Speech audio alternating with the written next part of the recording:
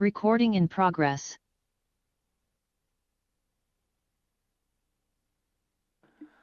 I'd like to call the CBPAC meeting to order at 11 o'clock.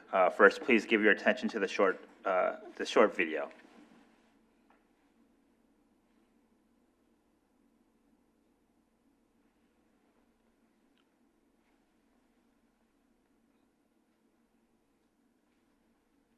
This meeting will be conducted as a Zoom webinar to allow for public participation and comments. The Contra Costa Transportation Authority does not condone hate speech in any form. We continually strive to make life better for all members of our community and create an atmosphere where everyone feels a sense of safety and belonging. We ask that anyone who wishes to speak does so with civility, respect, and kindness for others. Citizens will have 3 minutes to speak. It is requested that public speakers state their names and organizations, but providing such information is voluntary. Citizens participating in person wishing to speak should submit a public speaker card to the clerk. Citizens participating by Zoom wishing to speak should use the raise hand feature or dial *9 if participating via phone, and the chair or staff will call upon them at the appropriate time. Written public comments received in accordance with the teleconferencing special notice on the meeting agenda will be provided to the members. If authors of the written correspondence would like to speak, they should raise their hand in Zoom or submit a public speaker card, and the chair will call upon them at the appropriate time. All written correspondence received after that and during the meeting will be entered into the record. Thank you for participating in a meeting of the Contra Costa Transportation Authority. Okay, next we'll do a roll call. Jackie, please conduct the roll call. Member Byrne. Member Byron. Here. Member Wilson. Here. Member Foster. Member Karimi. Member Keeshan. Member Olson. Present. Member Riley. Member Riker. Here. Member Simmons. Vice Chair Weeks. Here. Chair Sarmiento. Here. Okay, we have one short of a quorum with members Byrne, Foster, Karimi, Keeshan, Riley, and Simmons absent. Okay. Thank you for that. The next item on the agenda is public comment. Jackie, have we received any written public comment? We have not received any written public comment. Okay, thank you. Is there anybody wishing to speak during public comment on an item that is not part of the agenda? If so, please submit a speaker card or raise your virtual hand, and staff or I will call upon you. We do have a hand raised. Leah Greenblatt is in the attendees. Just one moment. Okay.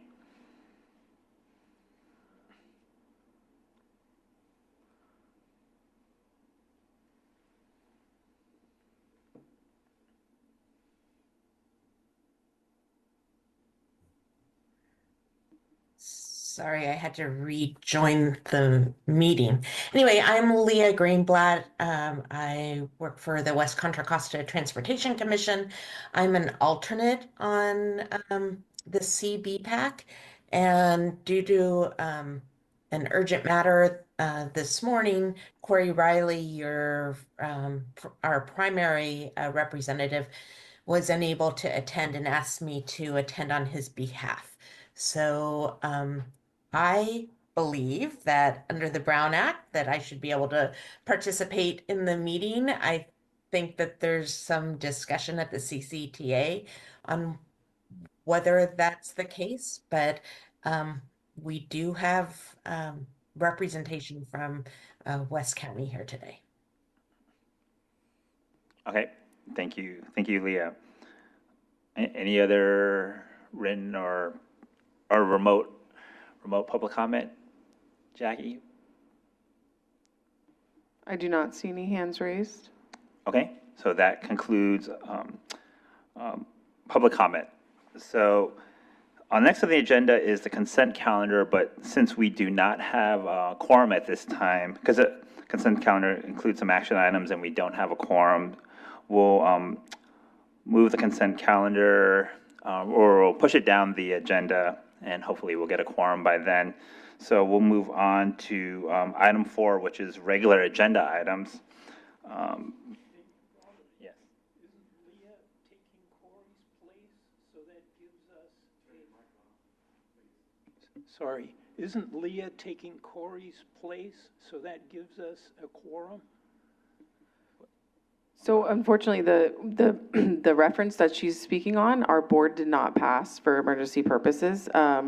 So we are unable to allow her to attend. We do have to have 72 hours notice, and with that notice, it would have to be for reasonable accommodation. So given this scenario, it does not allow for us to use her as a vote count towards the quorum. She's more than welcome to speak during public comment, though, on behalf of WCTAC. But unfortunately, this is how I was advised to move forward. All right, thank you. Thank you for the explanation, Jackie. So move on to regular agenda items. The first item on the regular agenda is an update on the Iron Horse Trail and Contra Costa Canal Trail Connection Feasibility Study, which will be presented by Colin Clark. And there will also be consultants as well, or no? Right. Okay, and consultants from Parsons. Yes. Apologies, one moment. There was someone trying to get on for a public comment that does have their hand raised now. I was just going to allow them in, if you guys don't mind. That's fine, that's fine. Okay, We'll go. Jason Purdy, I'm going to promote him to panelist. Just one moment. Okay.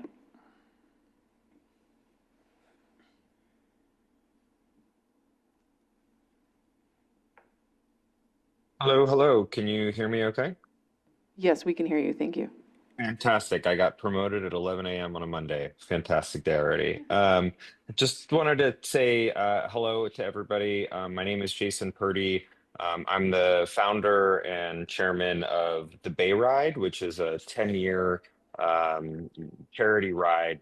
And throughout our history of the ride, we've really been focusing on how do we use our ride as a way to increase both awareness and fundamentally advocacy and at the end of the day policy on how do we make the Bay Area the best metropolitan area of the country for cycling. And so I just came across this board. I'm really excited about meeting you all. I mostly just wanted to introduce myself. And one of the things I'm really focusing on is when we take our tens of thousands of dollars that we raise from the ride, how do we best spend that money to make cycling safer and more accessible throughout the whole Bay Area? I don't know if I necessarily have an action or a specific question for this board. I wanted to introduce myself. And if anybody's willing to talk to me about how we might be able to accomplish our goals together, I would welcome that. And more than anything, just want to express some gratitude for you all spending your time doing this and really excited to join these going forward. So thank you for the time and the opportunity to speak. All right, thank you. Can I make a quick response? Okay. Yeah, hi, I'm Janet with El Cerrito Richmond Annex Walk and Roll. Are you familiar with Grizzly Peak Cyclists and their century? Of course, yeah. Okay. Jessica is actually my ride director this year who runs that. And love that organization as well. Okay, so you could reach out to them for just information about how they distribute their funds. They Sure. have a pretty elaborate process. Yeah. Cool. Well, thank you so much and looking forward to following along. All right, thank you. Just check any other committee member comments in response to the public comment here. Okay, hearing none. Thank you. So we'll move back to item 4A, which is the update on the Iron Horse Trail, Contra Costa Canal Trail Connection Feasibility Study. And I'll turn it over to Colin for this item. Sure, thank you, Chair. So Colin Clark with CCTA, now the project manager for this feasibility study. So this committee saw this project from the Complete Streets Review Checklist perspective back in May of '24, and had an update during public comment, I think in January of this year, '25. But just want to do an update today, supported by our study team at Parsons, in terms of and in terms of what you saw in your packet, there is a summary sheet that includes 4 different concept route alignments, which are, you know, very preliminary nature, but meant to be a conversation starter. But in providing an overview in terms of an update, the project team has evolved over the last few months, kind of thing, and based on long-term feedback that was received from the community, the project is meant to connect the Iron Horse Trail with the Contra Costa Canal Trail in the vicinity of the Interstate 680 and State Route 4 interchange. And so in response to that community input, CCTA has funds allocated to a study to evaluate the feasibility of different options to connect those trails. And the funding source is RM3, Regional Measure 3, so it's through MTC, so we'll be requesting a time extension because getting this study complete before June 30th is is not ideal. So just an update on that.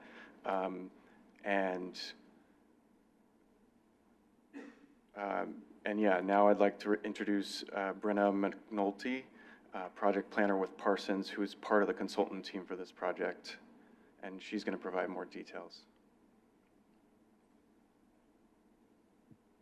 Hi, I'm Brenna McNulty, and I'm delighted to be a part of this project and to be able to be before the committee today with an update on this feasibility study.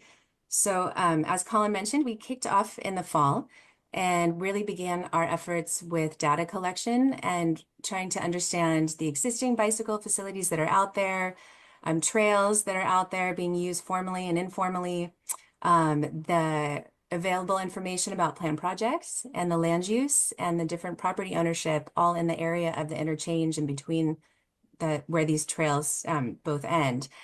And through that process, we realized there are a lot of agencies with ownership, facilities or operations happening in that vicinity. And so we reached out, we kind of identified our list of what our agencies with jurisdictional responsibilities is what we're referring to, and reached out to find out more about active and planned projects, planning efforts, key considerations to think about for this study and their potential involvement, and also just to show some concept alignments for them to react to. So based on our data collection effort and understanding the existing conditions that were out there, we did develop, as Colin mentioned, these kind of route concepts, not as approved to move forward, but really just something to react to, something to get creative minds working and to think about, these trails connecting through the vicinity of this interchange. And so we've heard back from almost all of the agencies. We're in the process of planning some focus meetings with some of them to better understand their feedback. And now we are happy to be here to engage with our user groups that are represented through the CB PAC. And so in the agenda packet is that informational summary sheet and instructions on how to provide feedback. And really at this stage where no idea is too big, we would like to hear feedback on those routes that are shown, but we really want to hear feedback about all ideas. And so it's kind of a level 0 at this point. And so, yeah, and then also just any other feedback about other important stakeholders that might not be represented with the CB PAC that would be important to engage with at this stage. Feedback about goals and considerations for this study, and any other kind of planned projects that are underway. So I think I can hand it over to Colin now to kind of talk about how to provide feedback, and we can provide some opportunity for discussion today. We do really encourage everyone to provide their feedback in writing, just to make sure it's on the project record, but I will be taking notes today to also pick up discussion points. So thank you. So yeah, right at the bottom of the summary sheet, you have my contact information. Welcome to provide input that way as well. But yeah, today is meant to get the conversation started as well. So feel free to discuss the Caltrans District 4 Bay Area Bike Plan update as one of the kind of nearby efforts that are ongoing right now. Was presented to this committee in January of 25. And so CBPAC members have an opportunity to add comments to Caltrans regarding whether and how this trail connection should or shouldn't be addressed in the Caltrans District 4 Bay Area Bike Plan update. And in terms of next steps, in the coming months, the study team will return to this committee to provide a status update and collect more feedback. For example, summarizing the stakeholder feedback, an overview of existing conditions and relevant future planned projects in the area, draft evaluation criteria in terms of how does CBPAC recommend that the feasibility study be analyzing the different concept route alignments, and you know, in terms of moving forward to the alternatives analysis phase of the study, which would be fewer concept route alignments. So both the potential trail route alignments and the evaluation criteria would be shaped by stakeholder input, including from this committee. And I'll give it back to Chair Sarmiento. Thank you. All right, thank you for that presentation and updates. I first turn it to committee members if they have any comments. Committee Member Olson. Yes, thank you. A question for Brenna.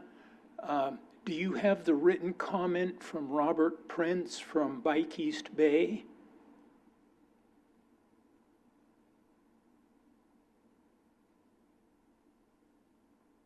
We do, thank you. Okay, perfect. Thank you.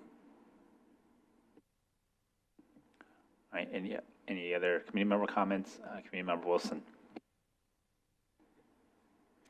Hi, I'm with East Bay Parks, and I think I did provide this perhaps in an email, but I thought I'd mention it here as well. In particular for concepts 2 and 4, which I think maybe this is the, looking at this document or this graphic was the first time I was seeing 4. There is the possibility of continuing that further up Grayson Creek, so and connecting to the Iron Horse Trail where Grayson Creek meets in with the Greater Walnut Creek Channel. And I mention that because right now, as you all know, the Park District is actively in the design and permitting phase for the design of the section from the current terminus at the Marsh Drive Bridge up to Imhoff. But we are also actively working on the right-of-way and feasibility for north of Imhoff, which will involve a significant crossing of that junction of Pacheco Creek and the Walnut Creek Channel. So there's one potential, while it does divert north, that our agencies could potentially partner on one bridge over at Pacheco Creek, rather than crossing it at Imhoff and then also having the Iron Horse Trail cross it just upstream. So something to consider if those two concepts continue to advance is potentially realigning that and you know, partnering to look at consolidating that into one bridge, whether that's, you know, detouring the Iron Horse Trail or potentially maybe more likely would be detouring the connector.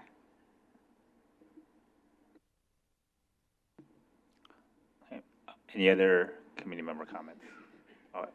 Committee Member Olson. An additional comment, lots of bicyclists from the Concord area and from East County bicycle along Imhoff Drive on their way to Martinez.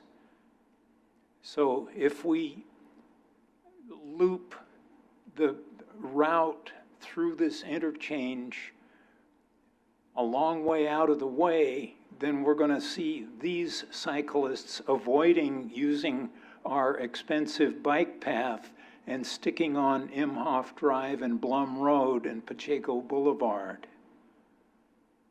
Just saying.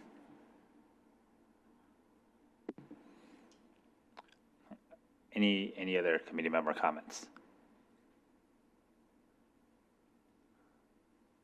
All right, Vice Chair Weeks. Hi, thank you for the presentation. I appreciate the maps. I'll go ahead and write some comments related to this, but I'm sure there's enough detail to at least get me going on getting that written. But as far as connecting to the Contra Costa Trail and Muir and Pacheco, just want to make sure we're still avoiding those freeway on-ramp, off-ramps on Muir. There's a lot of room on the other side of the road to maybe do bi-directional trail in that area, and I know that there's been some discussion and a review of some of those concepts. I haven't had a chance to dive in and make sure that they made it into this document, but I definitely would urge that just because of the intensity of the freeway entrancing and exiting going on along Muir right there. It'd make things a lot safer. And I also wanted to second the comments on Imhoff. It seems like there's a huge amount of potential at the same time for that kind of road that has been closed for a while. I guess it's called Imhoff Drive on the map, but it's not quite that. I'm not sure what people call that. Maybe you know if there's another name for it, Ole, I don't know. But they're both Imhoff Drive. It's the yellow line on your concept map that goes behind the Contra Costa Sanitary District's property, parallel to the highways. And, I've tried to drive back there. I've tried to bike back there. It's quite a mess back there, but can you clarify your comment a little bit more about what you were saying about the usage of that or the parallel bike path getting ignored by regional users? Yeah. I was speaking of the Imhoff Drive that is on the, northwest side of the sanitary district, the public street. Okay. I don't know about the path, Imhoff Drive opportunity that's closer to the freeway. Right, okay. Just curious I want to make sure I understood what you were saying there correctly. Thank you. Okay, and there's, I wanted to know if it's clear that we have to necessarily eliminate one to do the other, too. I mean, it seems to me like there could be parallel bike facilities on both the North Imhoff and the South Imhoff. But I don't know if that's something you would be interested in. Yeah, I would certainly be interested in that. And currently, the public street that's Imhoff has a marked shoulder-bike lane, and Blum Road has marked shoulders-bike lanes. So what we really want is the county to come through and put either a marked shoulder or a bike lane on Pacheco Boulevard, right, particularly the railroad underpass that's by Arthur Road, which is not quite part of this interchange. Okay, thanks for adding to that. Appreciate it. Okay, those are the main comments I had. Just maybe I need to do a little more research on that, where the Contra Costa Trail connects to Muir there, and just to see what you guys are proposing for your options. But just those freeway on-ramps are just very dangerous on Muir, and having a bike facility going through there, I think would be a bad idea unless it's full class 4 somehow on the other side of the road. That's just be my personal opinion, but thank you. Just one comment for the county, for Colin, and I know, thank you for including the county, in the outreach process, and just like to see continue that coordination as you move forward on the study. So I just want to mention that. So thank you.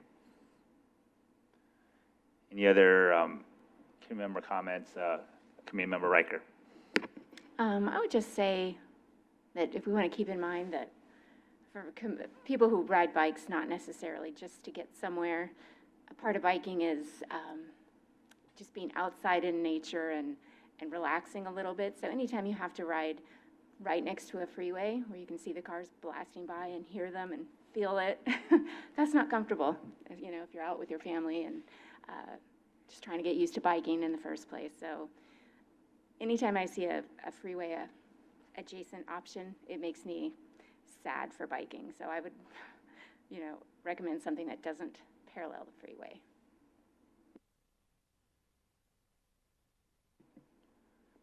All right. Any other committee member comments? Okay, Vice Chair Weeks. I'm more of a regional rider, so long distance rider. So I would be excited to have long distance routes along freeways everywhere. So, you know, just speaking from that perspective. But I mean, I think that there's definitely both ways of thinking about bike paths, and we should be able to accommodate both. And especially if there's already something that's paved and parallel to a freeway, and there's already a facility that we need for local routes and bike paths, why not look into producing both for the two different kinds of riders? That's what I was trying to say with my comment. So, thank you. Committee Member Olson. We could separate the bike path from the freeway with a sound wall. That would be a little more expensive, but it would certainly make things a lot nicer for the cyclist.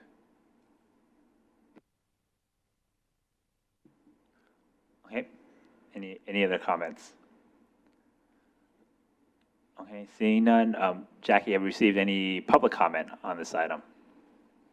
No written public comment, and I don't see any hands raised. Okay. Okay, so yeah, thank you for the update. So we'll move on to item 4B, updates from 501 Contra Costa on Street Smarts Diablos, Safe Routes to School, and e-bike rebate programs. And this item will be presented by Committee Member Riker.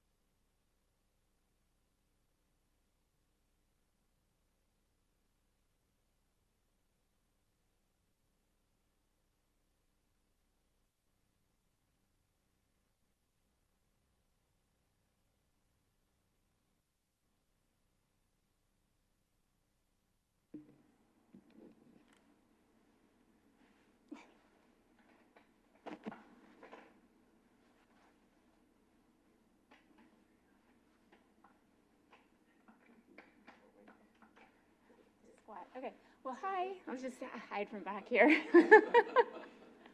I need Colin's height for this, teach me to stand up straight. So I just wanted to give a little presentation. Colin asked me to give a little update. I know some of you have heard this before, so I apologize for that. But for anybody who's new on the committee, I thought I would give a little overview of what 511 Contra Costa is, as well as some of our other programs that we manage as well.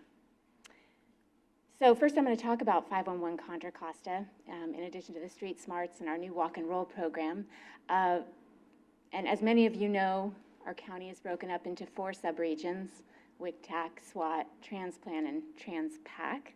And 511 Contra Costa for many years has had project offices in both SWAT, which is managed by Chris Weeks, and in WICTAC, which is managed by Corey Riley. So I'm in charge of the office that manages the Transplan and TransPac regions for 511 Contra Costa. So I always like to start by explaining the difference between 511.org and 511 Contra Costa. I'm sure you've all seen the freeway signs over the years that says 511, call 511. That's not us. So 511.org is the regional program that serves all 9 counties of the Bay Area, whereas 511 Contra Costa is your local program serving people who live, work, or attend school here in our county. So our programs are all designed to reduce local traffic, improve air quality, and promote alternatives to driving alone. And we do this through marketing, incentives, and various programs. We promote transit, ride sharing, and active transportation. We offer a variety of free programs and incentives for commuters, youth and families, and adults of all ages. We're a partner member of the Green Business Program, and we're funded from CCTA with 2 sources, Measure J17, earmarked for commute alternatives, and the Bay Area Air District's Transportation Fund for Clean Air. We provide commute planning and information, a guaranteed ride home program, incentives for green commutes, and youth, family, and seasonal promotions. Our main purpose is the marketing of green transportation. So I'll start by talking about our outreach and communications. We have a mobile-friendly website that generates over 12,000 page views every month, and we have various social media channels with over 7,000 followers. We produce a short monthly newsletter with information about commute options, current programs, and upcoming seasonal promotions. We have about 35,000 subscribers, and this number continues to grow month after month. In fact, if you're not already signed up, there's the link to subscribe, 511cc.org/newsletter. Check this out so you can be abreast of everything going on. Our audience, we know, is regular people, not in transportation industry people. So we've developed a branding and style guide a few years back that pledged whenever we engage with people, we'll strive to come across as helpful, friendly, relatable, and easy to understand. No matter what program we're working on, we know that we're asking people to get out of their cars, which is a big deal. So commute alternatives is a tough sell without a good hook. So wherever possible, we always try to include an element of fun or an incentive tied to money, or both, so that people will tune in and stay engaged. By sticking to our style guide and branding, we've developed creative programmings, and we've managed to develop a large and loyal audience. So one of the most basic services we offer is simply commute planning. We have a personal commute coach, which can be useful to somebody who's maybe starting a new job, new to the area, or anyone who just is curious how you could get to, from, or through the county without a car. We can provide time estimates, cost comparisons between the different modes. We can even help you calculate your commute's carbon footprint. And if you're doing a mode that qualifies for an incentive, we'll get you signed up for that as well. We can visit work sites and offer transportation fares. We can provide custom commute surveys for employees and other digital outreach materials that employers can give out. We also fund bike racks and bike lockers at employer sites as long as they're available for use by the public. The Guaranteed Ride Home program is managed by Corey in our WICTAC office, and this is what we call our commuter insurance, which reimburses you for up to 6 free rides home using Uber or Lyft if you've gotten to work using a green alternative. This program is available to any adult who lives or works or attends college in Contra Costa County. Next, I'll talk about our newest program. We have a variety of incentives to get people out of their cars, and this Big Win on Transit is designed to both incentivize new riders and also reward people who are riding every day. Every week, we're giving $511 to one lucky rider for using BART, the bus, or the ferry. Every ride earns you an entry in the weekly drawing. So the more rides you take, the better your chances of winning. And to make sure that we're truly rewarding actual transit trips, when you register, you have to upload a clipper shot that shows that you did indeed ride transit starting or ending in Contra Costa. We launched a big ad campaign earlier this month. We have banners at 10 BART stations here in Contra Costa. We have freeway billboards, and we're advertising on Tri-Delta Transit and County Connection buses as well. Another incentive that I'm sure you all know about, very popular, is our e-bike rebate program. Starting in 2020, we were the first rebate program in the Bay Area, and we launched this during COVID when transportation choices were really starting to change. Our standard rebate is still $150 and available to any adult who lives in Contra Costa. If you have a qualified low household income, your rebate can increase to $300. Rebates are limited to one person per household and per home address. This program has been very popular and we've received excellent feedback. We've issued over 2,100 rebates and we're collecting great user data from our follow-up surveys. Most people are hearing about this program from friends, families, members, neighbors, coworkers, and at least 68% of our survey respondents have indicated that they have indeed directly influenced someone else to purchase an e-bike. So beyond helping individuals with the cost of their e-bike, this program is also working as a great marketing tool for e-biking itself, which was one of the original goals of the program in the first place. 85% of our riders are replacing at least some of their car trips with e-biking. In fact, nearly 50% of riders, 1 year after getting their e-bikes, are replacing car trips one or more times every single week. Our survey data shows that people are using their e-bikes for more than just recreation and exercise. They report using their e-bikes for shopping, errands, and appointments, getting to restaurants, visiting friends, as well as getting to work, to school, to BART. And in contrast to some other studies that shows more than half of Americans who own traditional non-electric bikes, people who use those non-e-bikes mostly use those for recreation and exercise. So we have a lot of other good data about the e-bike rebate program. So if you're curious and want to read more, you can go to the very bottom of our e-bike rebate webpage and check out the full report. There's a link at the bottom of that page.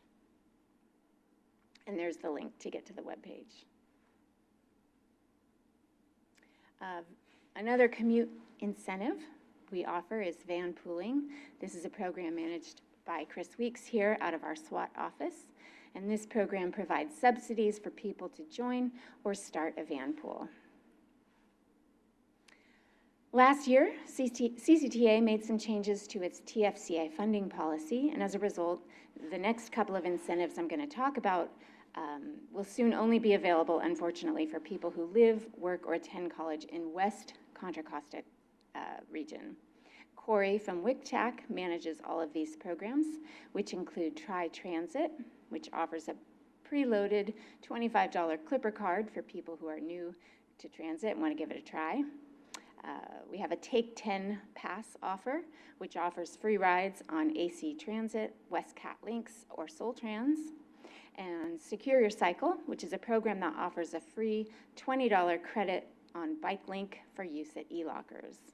These programs are currently still available countywide, but will soon be limited, as I said, to people in West Contra Costa.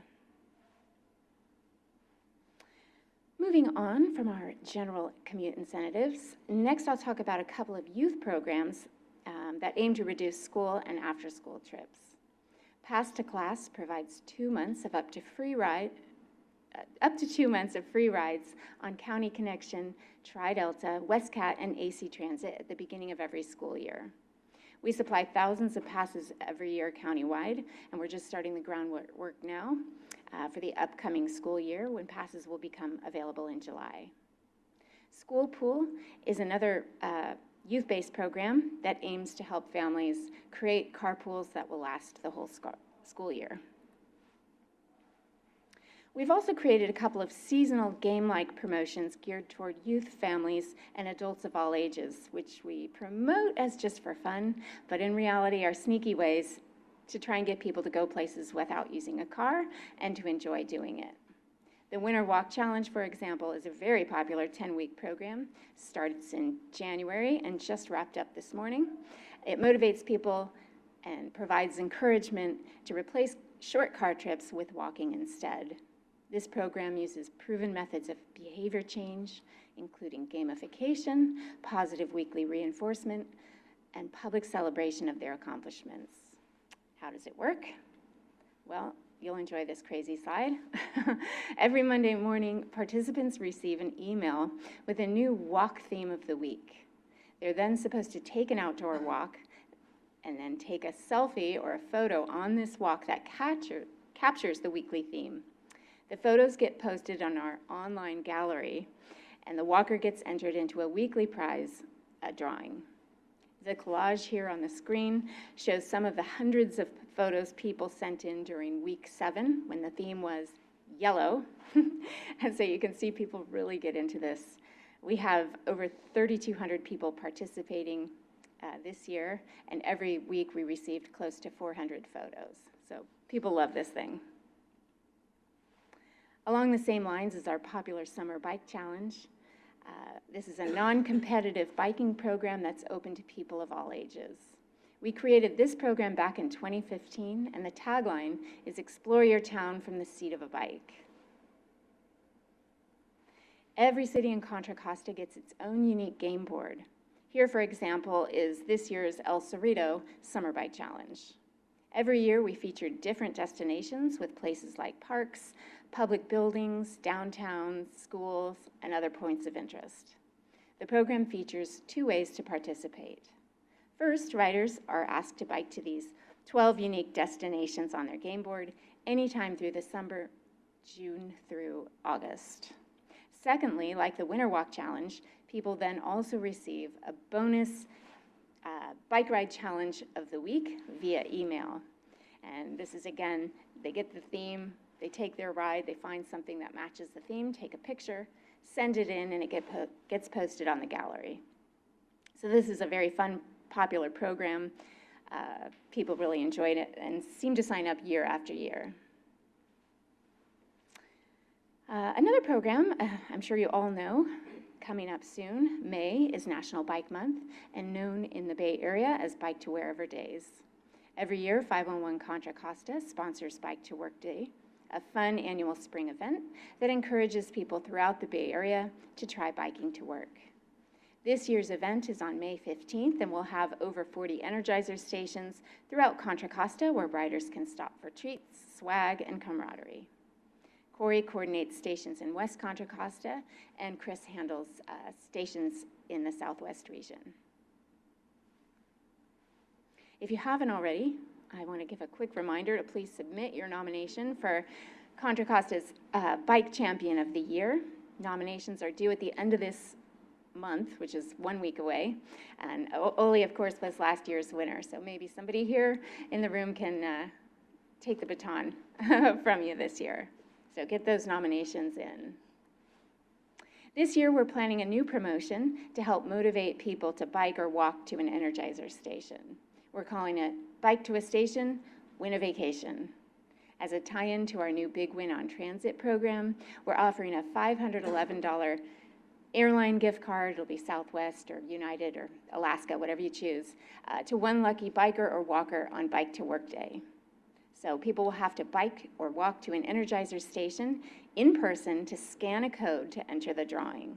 This will allow us to help count participants more accurately and will only be available to people who actually show up that day. So get on out there and get yourself a vacation. Next, I'll tell you a little bit about our Street Smarts Diablo program, which has been delivering free bike, ped, and traffic safety encouragement and education programs at no cost to schools in the central, eastern, and La Miranda regions of Contra Costa since 2012. CCTA now has OBAG 3 funding for countywide program delivery, and 2 other partner implementers are going to be providing Safe Routes programs in the other parts of the county as well. County Health Services will be serving West Contra Costa, and the City of San Ramon will continue managing its Street Smarts San Ramon Valley program using the OBAG funds. In my region, we provide safety assemblies at schools, walk and roll blender bike events at middle schools, and a helmet program for all grade levels. In fact, we've fitted over 7,000 helmets for free for kids in need since 2012. This is a very active program. We've already been to about 40 schools so far this year, with lots more booked for 2025. Our website offers a variety of materials that schools and cities can promote, including digital graphics, yard signs, parking lot banners, helmet information, community safety pledges, carpooling tips, at-home and online activities, and fun videos. All of this is intended to teach kids safe behaviors and to encourage families to bike and walk to school. One of our newest and most promising trip reduction programs is being piloted at schools in the Trans-Pac Central Contra Costa region. This program is called Walk and Roll, and it's currently only available with dedicated funding, which means schools in Clayton, Concord, Martinez, Pleasant Hill, and Walnut Creek are participating in this for now. Here's how it works. Every student receives a scan tag, so every student at the whole school gets this little scan tag that you can see that affixes to their backpack. Once a week, every week, rain or shine, such as Walk and Roll Wednesdays, program volunteers scan kids, their scan tags, when they arrive on bike or on foot or even in a carpool.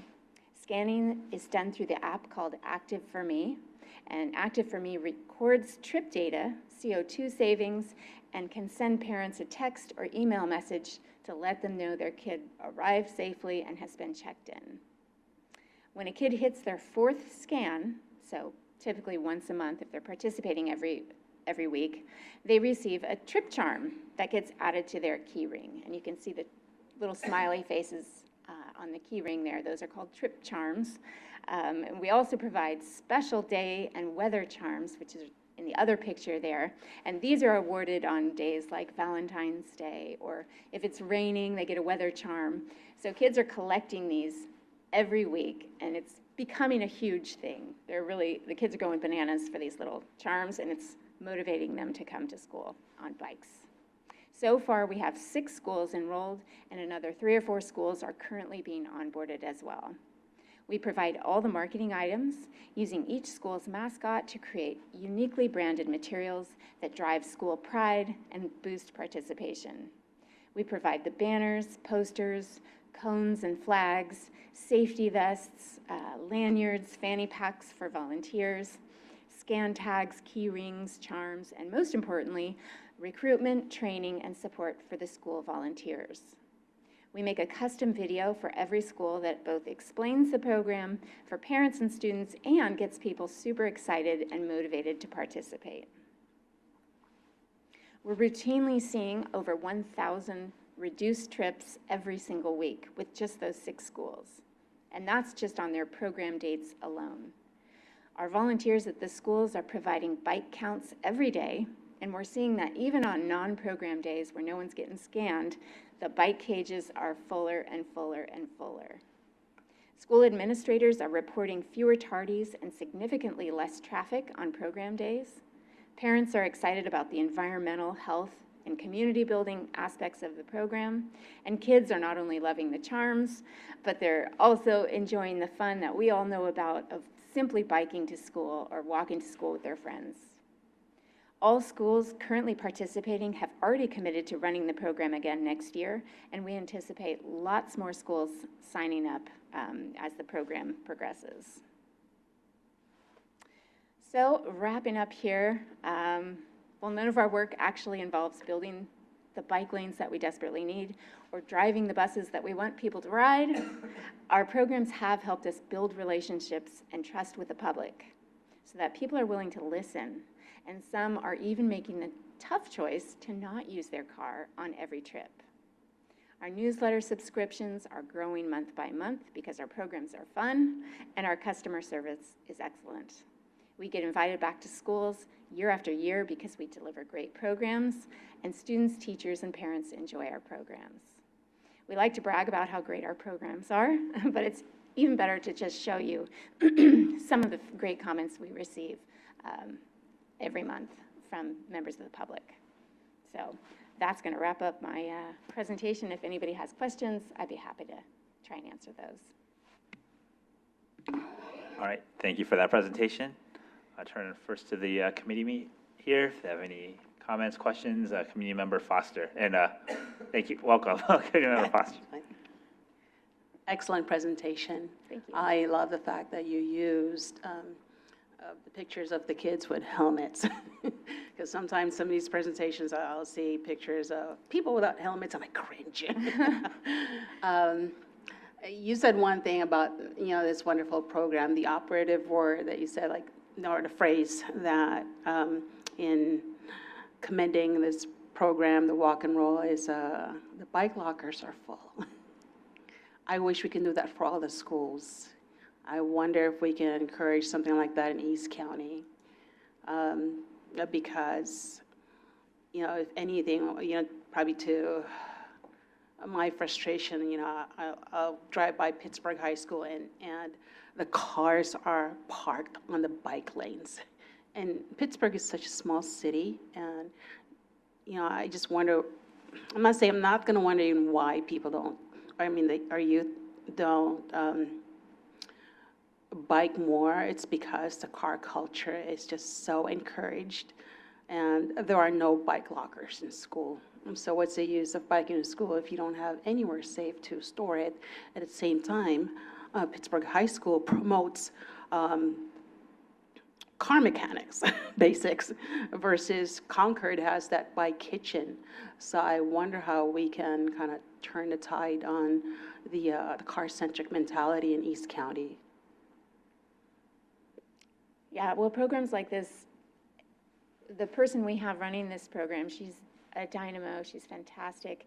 And the reason she started doing this as a parent before she was working for us, before we snatched her up and said, we want this, she has a background. She came from living in Europe for many years and, just embraced the whole bike culture that she had there. And that's what she's trying to bring. She started it in Pleasant Hill, and it truly is changing the culture. I mean, people don't want to let their kids bike and walk to school if they're the only kid on the road with just cars going everywhere. And it's sort of like, well, I drive because nobody bikes. And you hear that kind of catch-22 a lot. But now when you have a program like this, it is snowballing. People are seeing other people biking and other people walking, and they're like, oh yeah, I'm going to be part of that identity. It's kind of nice. So this kind of a program really has the potential to change that mindset, which is exciting. It's really working. Well, I would just add to that we definitely need the infrastructure to encourage the biking, because thanks to all these efforts, we do have a lot more bike lanes. Except that we don't have enough bike parking. So even though the bike lanes have their uses, including with the people who use mobility scooters, because we do have an active senior population. It's more of how can we ask the school district to find the funding to at least subsidize the bike lockers. And I know a lot of the schools are hurting now for funding, but this is kind of really needed more than ever, that our youth should probably see biking as a more, I would say, feasible option, and have better memories than being ferried to school, throughout their youth. Mm-hmm. One of the nice things about getting community members to bike or walk and use the sidewalks and the bike lanes that are out there or not out there is that they suddenly are part of this kind of a group where now they care about getting those kinds of things. And in Pleasant Hill, where this started, a lot of the families that were involved at the initial pilot school, they went to the city of Pleasant Hill when they were doing their bicycle and pedestrian plan meetings. And these are not people who normally would have gone to those things. So having these programs, getting people out there who weren't doing it already, is making a difference in the advocacy world as well. Okay, Next, we'll go to Committee Member Byron. Yeah, hi, I'm Janet Byron with El Cerrito Richmond Annex Walk and Roll. So we appreciate the name of the program. And I also want to tell you, I did the weekly walk challenge this year and it was so much fun. So thank you for that. And I just had a few questions. I'm just wondering how you promote the youth programs in the schools. Do you send stuff out to PTAs and stuff like that? And then I guess the second question is the Walk and Roll Active to Me program. That just looks so wonderful. I wonder what the plans are for expanding it, and would there be some kind of option for local groups to adopt it on their own, with the county's guidance? Like if we could buy the tokens and, stuff ourselves. And then the third thing is, how are you thinking about partnering or working on figuring out a way to couple these programs with safety improvements, like crossing guards, bike lanes, and other things that are needed to make sure the routes are safe? First question, how are we promoting our school and youth programs? Like the bus passes and the carpool promotions, yeah, we send information to all the schools. We have the transit agencies promoted on their channels as well. A lot of the schools here use Peach Jar for flyers, which charge quite a lot of money to post them. So we send our materials to the schools and ask that they post it to Peach Jar, and some do and some don't. You can only lead a horse to water, so we try our best giving our information directly to the schools and through our newsletter and our social media channels. Second question was bundling Active for Me and franchising it, sort of, so to speak. I think eventually, yes. Immediately, we're hoping to do a second year of our pilot locally. I mean in Central Contra Costa, where we currently have funding to do it. We're learning, we're building onto the program, so I'd say another year of really getting these lessons down and making these as tight as possible is probably the step we'd take before we launched it countywide. But yeah, that's the goal, is to get it everywhere. And then the third one was about partnering this with infrastructure improvements and walk audits and things like that. At this point, it's a program only. So we would sort of depend on parent volunteers, to take the torch and say, what, I'm going to get this school safe and bring it to their local jurisdictions for support. So our program isn't going to be able to help with the safety improvements at this point, but yeah. Thank you. Committee Member Olson.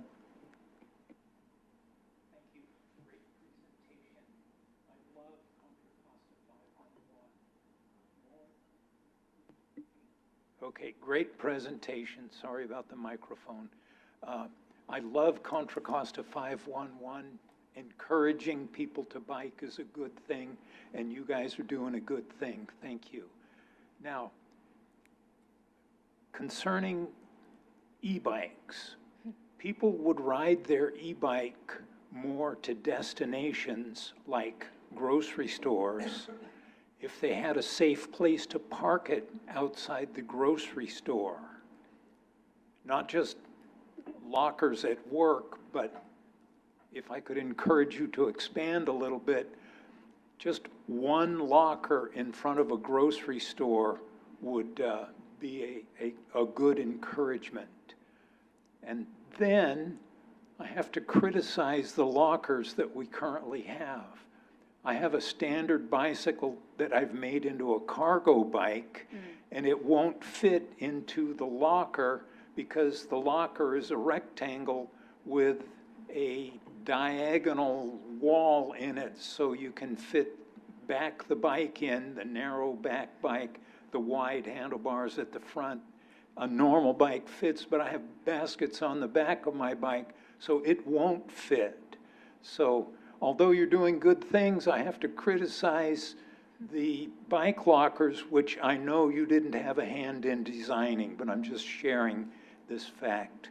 And that's all. Thank you. Yeah, I appreciate those comments, and we're getting the exact same feedback on all of our surveys. Everybody agrees with you about the need for secure bike parking. And the cities have been fairly cooperative about, because we do have funding for bike lockers, and we have approached all of the cities, at least in the region where I'm in Central and East Contra Costa, and cities will put them in, but cities don't own the grocery stores or the grocery store little strip malls, and getting the property managers of those types of places where I agree, need the lockers, has proven very difficult. They don't want to give up any parking spaces. They'd be, if they're going to say yes, it would be in the back, in the boondocks where you don't want to put your bike, of course. So I agree, and we're doing what we can, and we'll continue to try and work with those property managers to get that bike parking in, like you suggest. A follow-on, even a U-shaped bike rack bolted to the concrete on the sidewalk close to the wall in front of the grocery store would be way better than nothing. Agreed. Okay. Thank you for the comment. Thank you. Committee Member Wilson. Thanks for the presentation. I am a newer full-time member on this committee, and I didn't know about all the different programs you all do, so it's very informative. My question is just, looking at our trails from a regional perspective, since East Bay Parks operates in both Alameda and Contra Costa County, are there programs for folks who maybe live in Alameda County but might work in Contra Costa and use, say, like the Iron Horse Trail or the Richmond-Ohlone Greenway, which is not ours, but another regional trail that crosses that county line? They may work in Contra Costa County and use that as transportation. If there's not an opportunity through 511 Contra Costa, is there a partner or sister organization in Alameda that they could, do you know of, that they could potentially explore? There's not another program in Alameda County that does as much with programs as 501 Contra Costa. People who live out of the county but work in Contra Costa or attend college are eligible for all of our programs except the e-bike rebate that you do have to live here for. But yeah, if you work here and you use a green commute, you can take advantage of all of these programs. Yeah. Vice Chair Weeks. Thank you for the presentation. Great stuff. Thank you for mentioning SWAT also in our projects. I just wanted to say something really quick, that we have a couple projects that are kind of in process that we're excited about. Just to don't have all the details yet, but there's kind of a new flex van pool program that we're looking to launch in the coming months with Enterprise, which is super exciting. Van pools have been famous for kind of being really strict about who could take part in them. So finally, Enterprise is exploring using kind of some of the new technology we have with our cell phones to allow more flexible use of van pooling. So we're super excited about that going forward. So keep your eyes out for the 501 Contra Costa newsletter where we will announce that. Also, regional student pass to class. There's a lot of discussions right now about how to make that program better and more exciting for everyone and easier to use right now. So we're in hot discussions with County Connection about exactly how that's going to work, but everything we're talking about would be an improvement, and so keep your eyes out also for the newsletter for that. And then I just wanted to throw something in for Oli here. I've noticed over the last several years that a lot of developments are putting in bike racks that I feel are substandard. And it's sad to see some of these racks that are going in look like they're just made of very small round tubing and are just they're just throwing them in there. And I urge any planners listening today to look closely at the designs of the racks and make sure they're secure and not easy to just pull out of the ground or knock over easily and yank out. I saw some in Hayward the other day that looked like they were made for miniature bikes, the little tiny little bikes that were maybe 2 feet tall off the ground, and somehow they've checked the box for a bike rack, and it's sad to see. So as we get requests for bike racks in SWAT, we have a standard that we follow, and it's you have to have 2 points of contact on the bike so it doesn't fall over when you put your bike on it. It's got to be bolted to the ground in a way that you can't yank it out of the ground.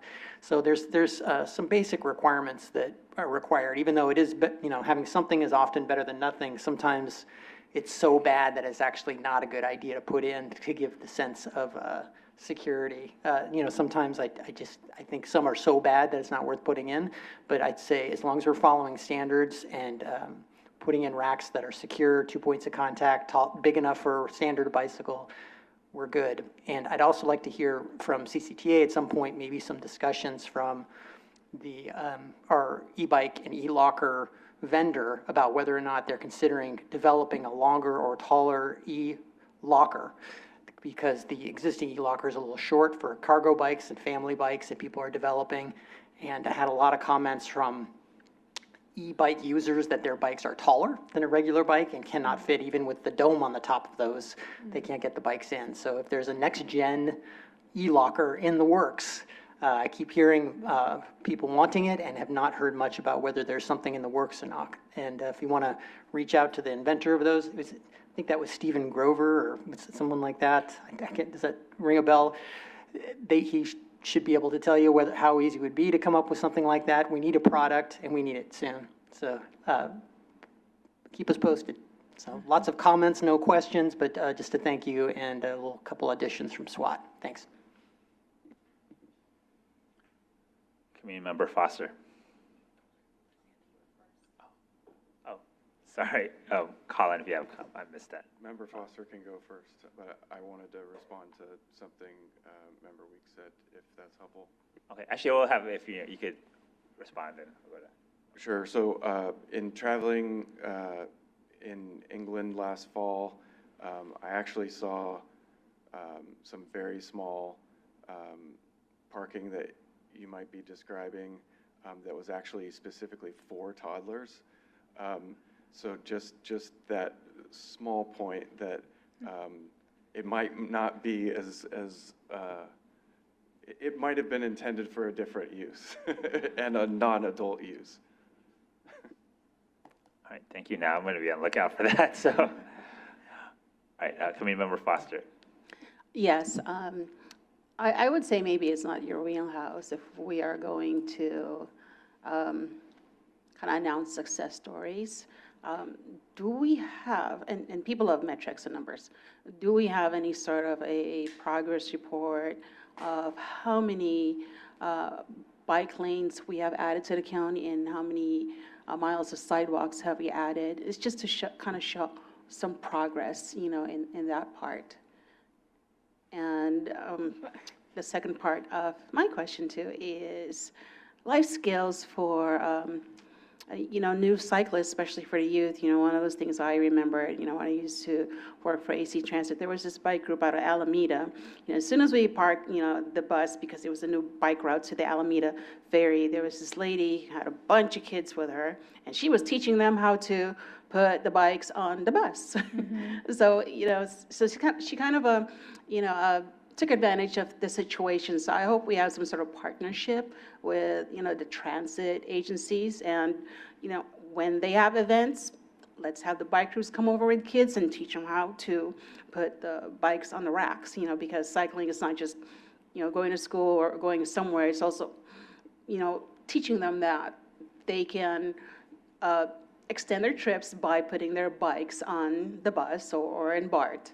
And we can kind of have a reminder every so often, every quarter or every 6 months. And this is more like targeted towards the youth. We did a fun outdoor field trip with Los Medanos Elementary School in Pittsburgh, where we invited, the whole 4th grade walked to the park. Street Smarts was there to give a little outdoor bike and pedestrian safety assembly.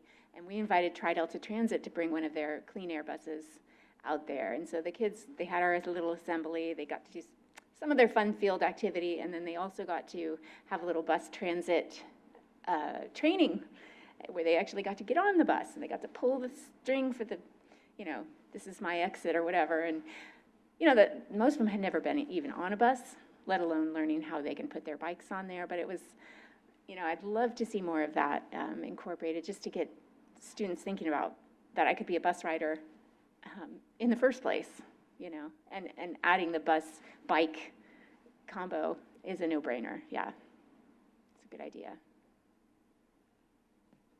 Colin?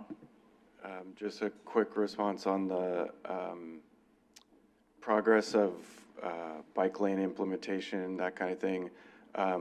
So Matt Kelly, our next speaker, along with Director John Huang for the Countywide Transportation Plan, works on the GMP, the Growth Management Program. So you'll see as part of the Citizens Advisory Committee agendas, especially coming up in the coming months, there's a checklist every 2 years that every city or town submits for CCTA staff review, and that includes that type of progress report. So the Citizens Advisory Committee, the CAC, will be the kind of easiest source of information on that stuff in the near term.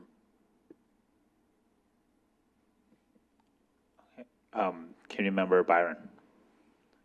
So I just had a couple of quick follow-ups. El Cerrito Richmond Annex Walk and Roll, we've been working with Jarrett Mullen and the city of El Cerrito and Corey Riley on trying to get more bike parking put in at El Cerrito Plaza. Mm-hmm. And we partnered with the Regency, the owner, and there've been a bunch of meetings and walk-arounds, and we've been working on it for like a year and a half, and 511 Contra Costa is going to fund the racks once we can settle everything with the developer. But it has been a very, a long, drawn-out, challenging process. Yeah. But it'll be worthwhile because I know Bill Pinkham, who is on this committee, he had his bike stolen outside the CVS at El Cerrito Plaza. So anyway, I'll keep the committee posted on that. We're crossing our fingers that it'll happen in the next few months. And then the other thing is that at Albany Bulbs, Albany Strollers and Rollers has sort of led the way in installing some really big bike link lockers. There's 4 of them there at Albany Bulb. If you're in the neighborhood, you could go check them out, but they're much bigger. I think they are the next generation. So something to keep your eye out for. All right, Community Member Foster. Well, last but not least, again, another cultural, I would say, thing to do. And for people like me and Colin, we used to be DC, we used to live up there, and we know how the metro is so, I would say, ingrained in everyday life there. I mean, to the point that if you're reading the Washington Post on let's say, a restaurant being featured, toward the end to play, here, we'll just put, parking available. And there it says, transportation. The Eastern Market Metro Station, blue, orange, and silver lines, is located in Metro Plaza on top of Barracks Road. The 90 and 92 buses run along 8th Street Southeast, and while the 32 and 36 buses stop on Pennsylvania Avenue SE. I mean, this is very significant that, we can't really make I would say the private enterprise kind of put these kind of directions on their ads, but I would hope that, in our public spaces, for example, there was an event, in downtown Martinez, Measure X. It was, about the clean driving. I emailed the lady back. So what's the nearest, bus stop? So I would think and hope and encourage, and I did this for the city of Pittsburgh. Every time there's a development in the Old Town, now they've added the bus routes. I make sure they did that because I'm always querying them. What's the nearest, bus line in this new store? So that's kind of standard there. So let's hope we can make this standard, let's say, for any event, for, for the public. I mean, in public places, like City Hall, here. So if we're given directions on how to drive here, there's parking, there should also be directions and instructions on what public transportation they can use to get to a public space destination. That's a good idea. All right. Any other community member comments before we move on to public comment? Okay, hearing none, I just want to make one quick comment. Here's community member Riker, thank you for all your work, throughout the county here and Contra Costa County, the county, we will continue to support your efforts here. So thank you. Thanks. And then now we'll move on to public comment. If Jackie, have we received any written public comment on this item? No written public comment, and I don't see any hands raised. I do see one hand up behind you, Jackie, so we'll call up. Apologies, I didn't see. It's okay. We'll call. Carl Roner with Contra Costa County Public.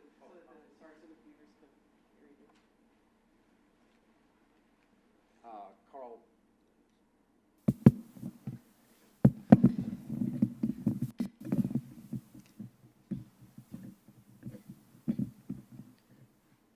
Carl Roner, Contra Costa County Public Works. You were asking for a tabulation of bicycle pathways in the county. At least in the county, I can't speak for the cities. It's in our annual report, which will be coming up fairly soon. It should go to TWIC next month, and then after that, it goes to the board approved and will be released to the public. So there is a tabulation there. We do keep track of that. And so if you're looking for any information in the county, unincorporated county, then we can provide that. So, thank you. And just want to add, yeah, you could reach out to me as the county liaison, and I could work with Carl. And just clarify, one of the acronyms he used, TWIC, that's our Transportation and Water Infrastructure Committee. It's okay, it's a subcommittee of the board, so. All right, and Jackie, just to confirm, we haven't received any other public comment, correct? No, there are no other hands raised, no written comment. Okay, so thank you, Committee Member Riker, for that presentation. And now we'll move on to item 4C, update on the Countywide Transportation Plan 2050. This item will be presented by Matt Kelly from CCTA.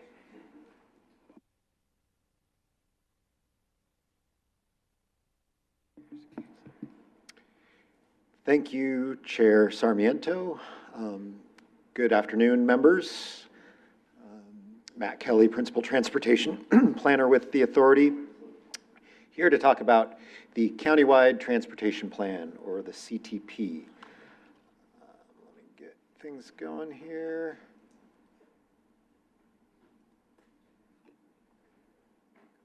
There we go. All right.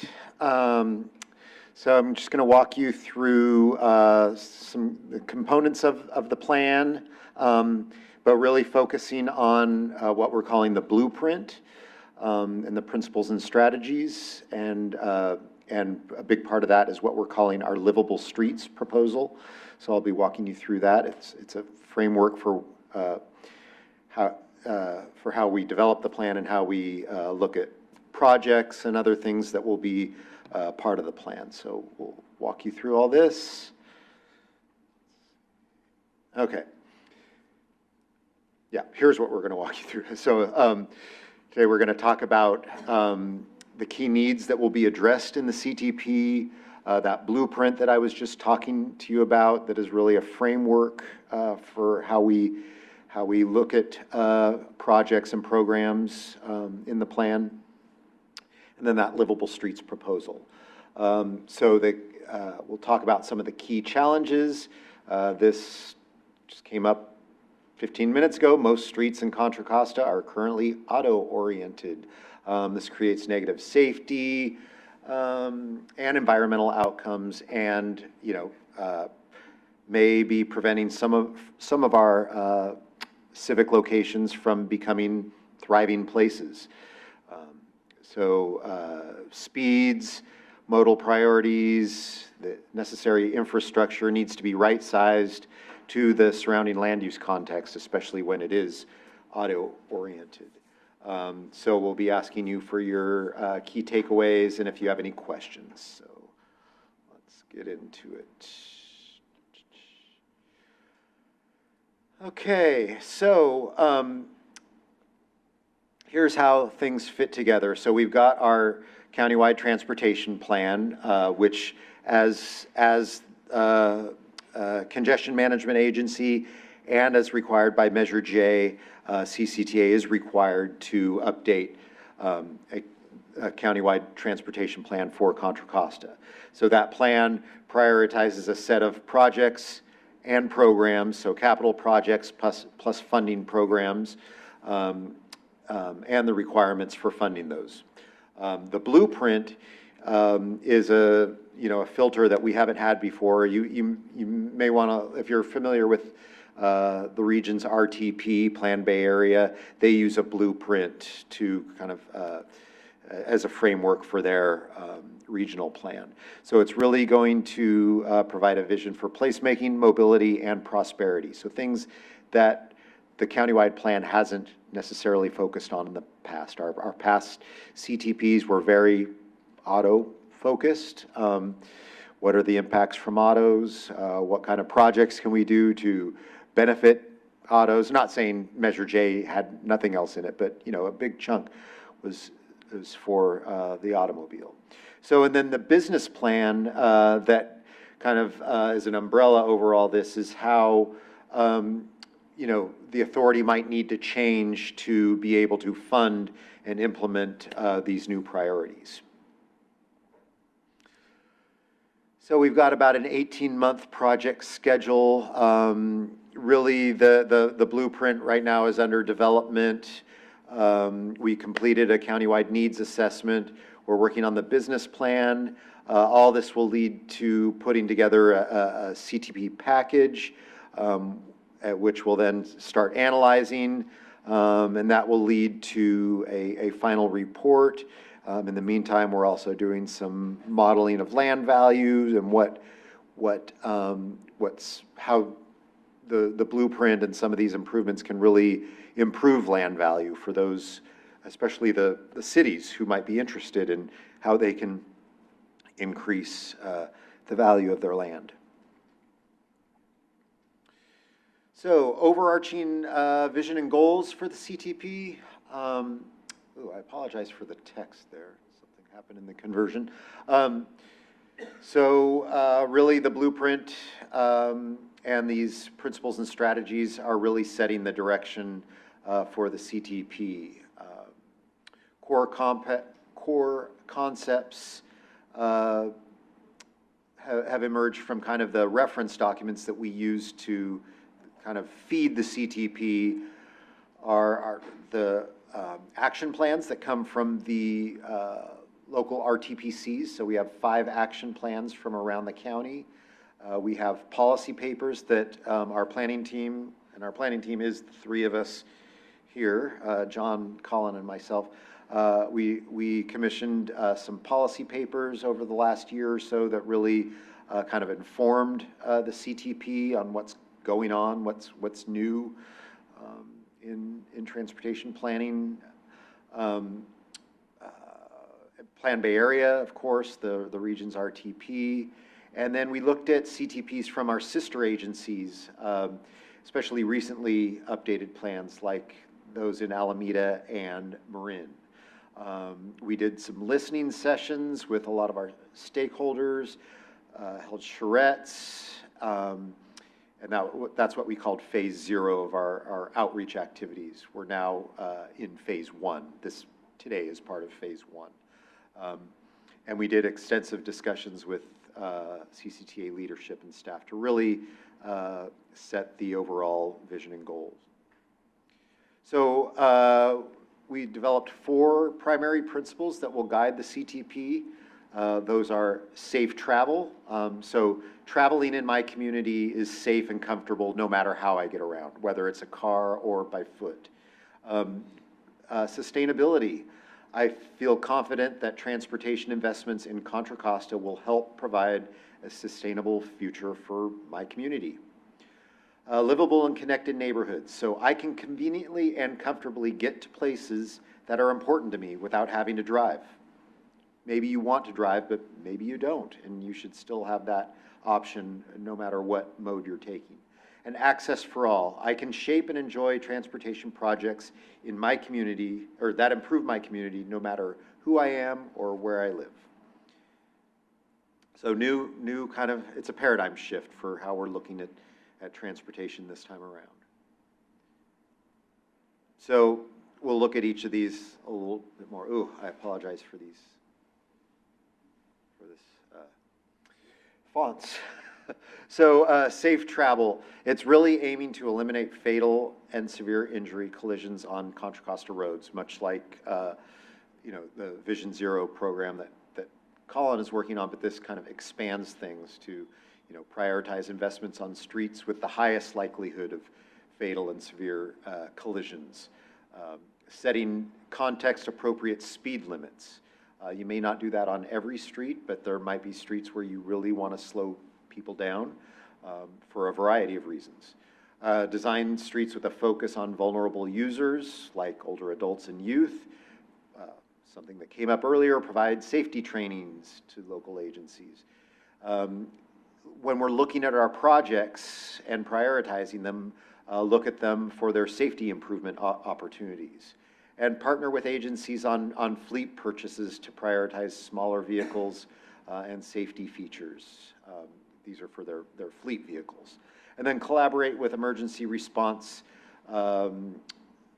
agencies on crash response and collision data sharing. So data is very important when it comes to safety.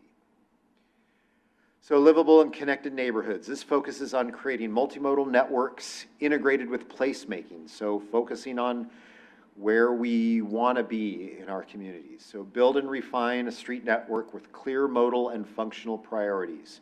So some streets may be focused on moving vehicles, but some streets may be focused on moving all modes.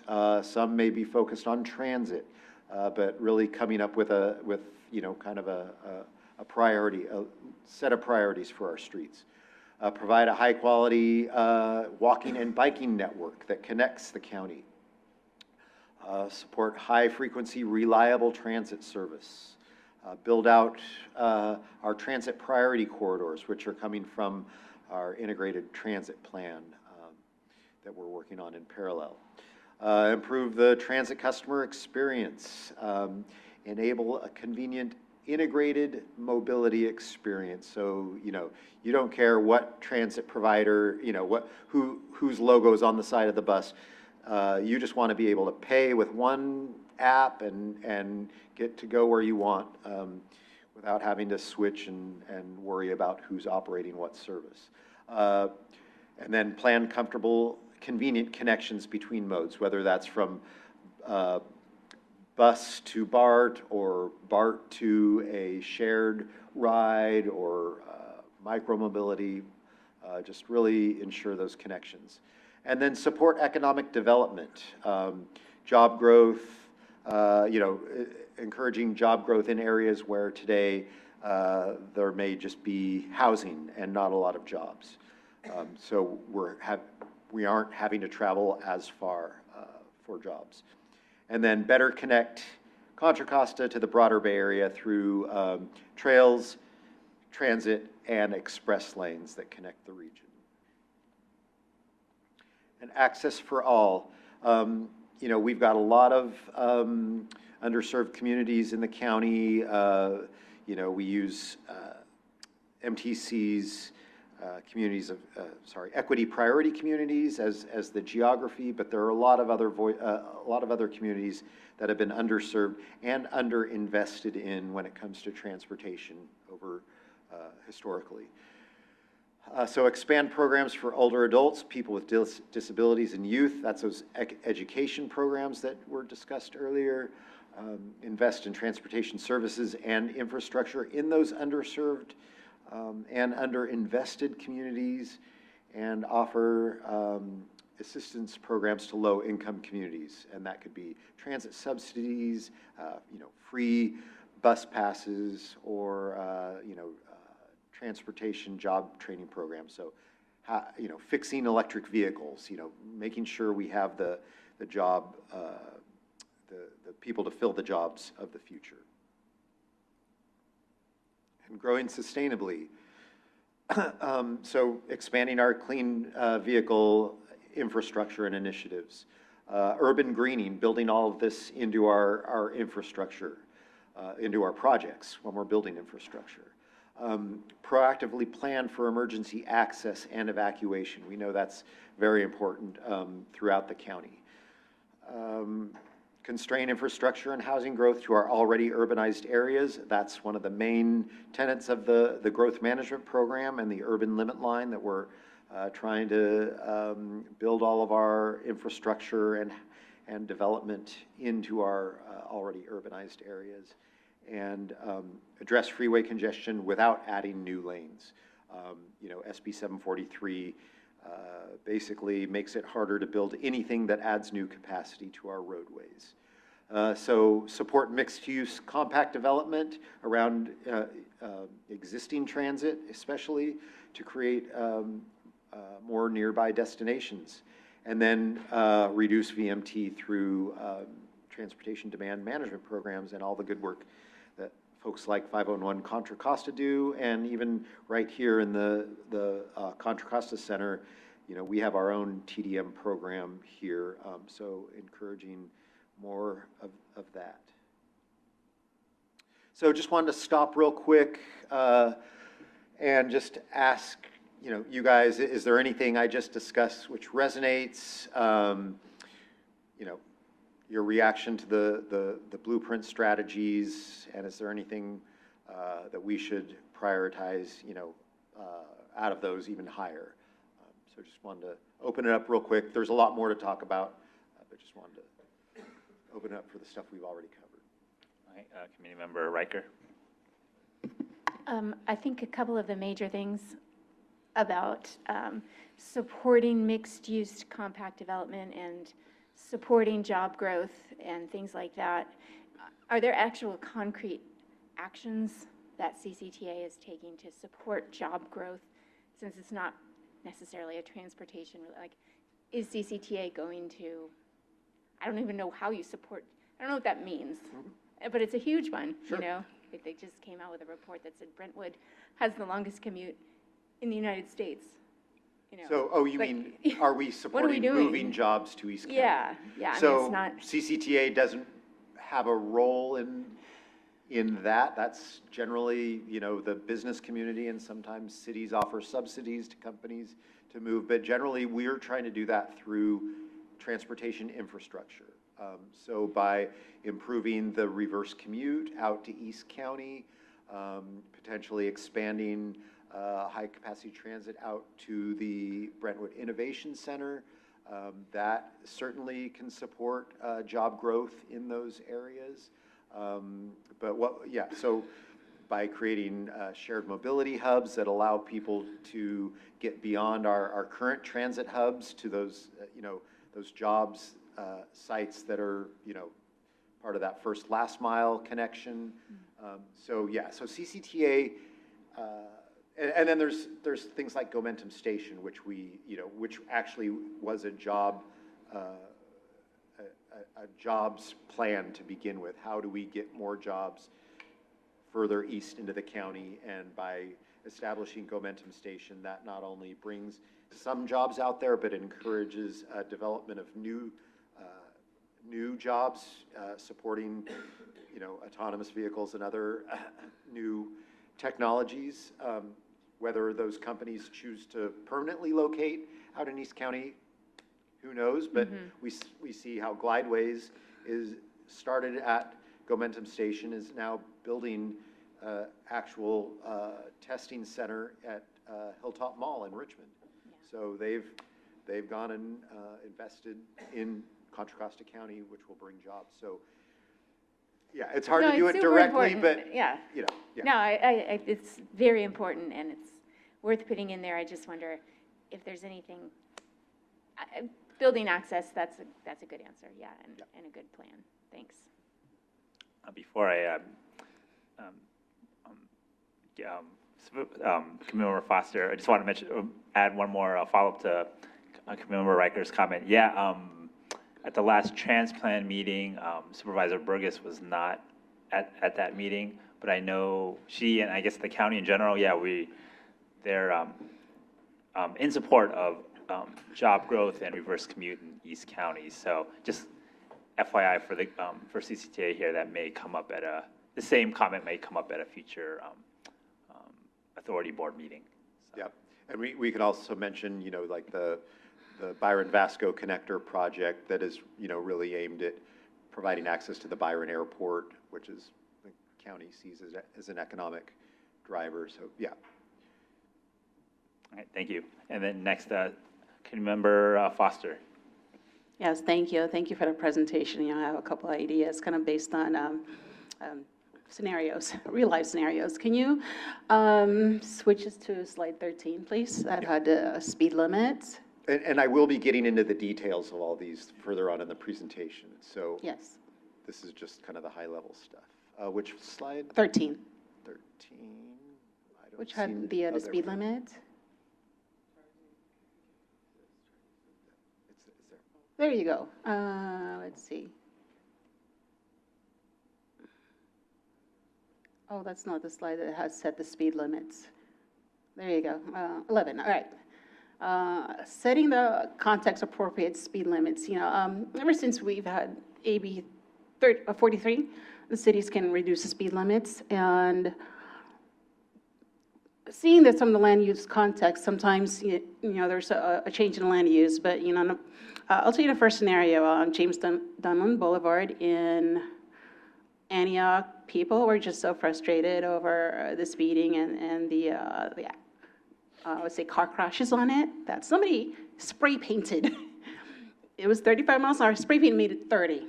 So I think probably a few weeks later, or maybe a couple months later, City Antioch assessed a handful of streets to find out where they can reduce the speed limits. I think it came down to one, and it wasn't James Dunlin, but I do commend the City of Antioch for making that effort.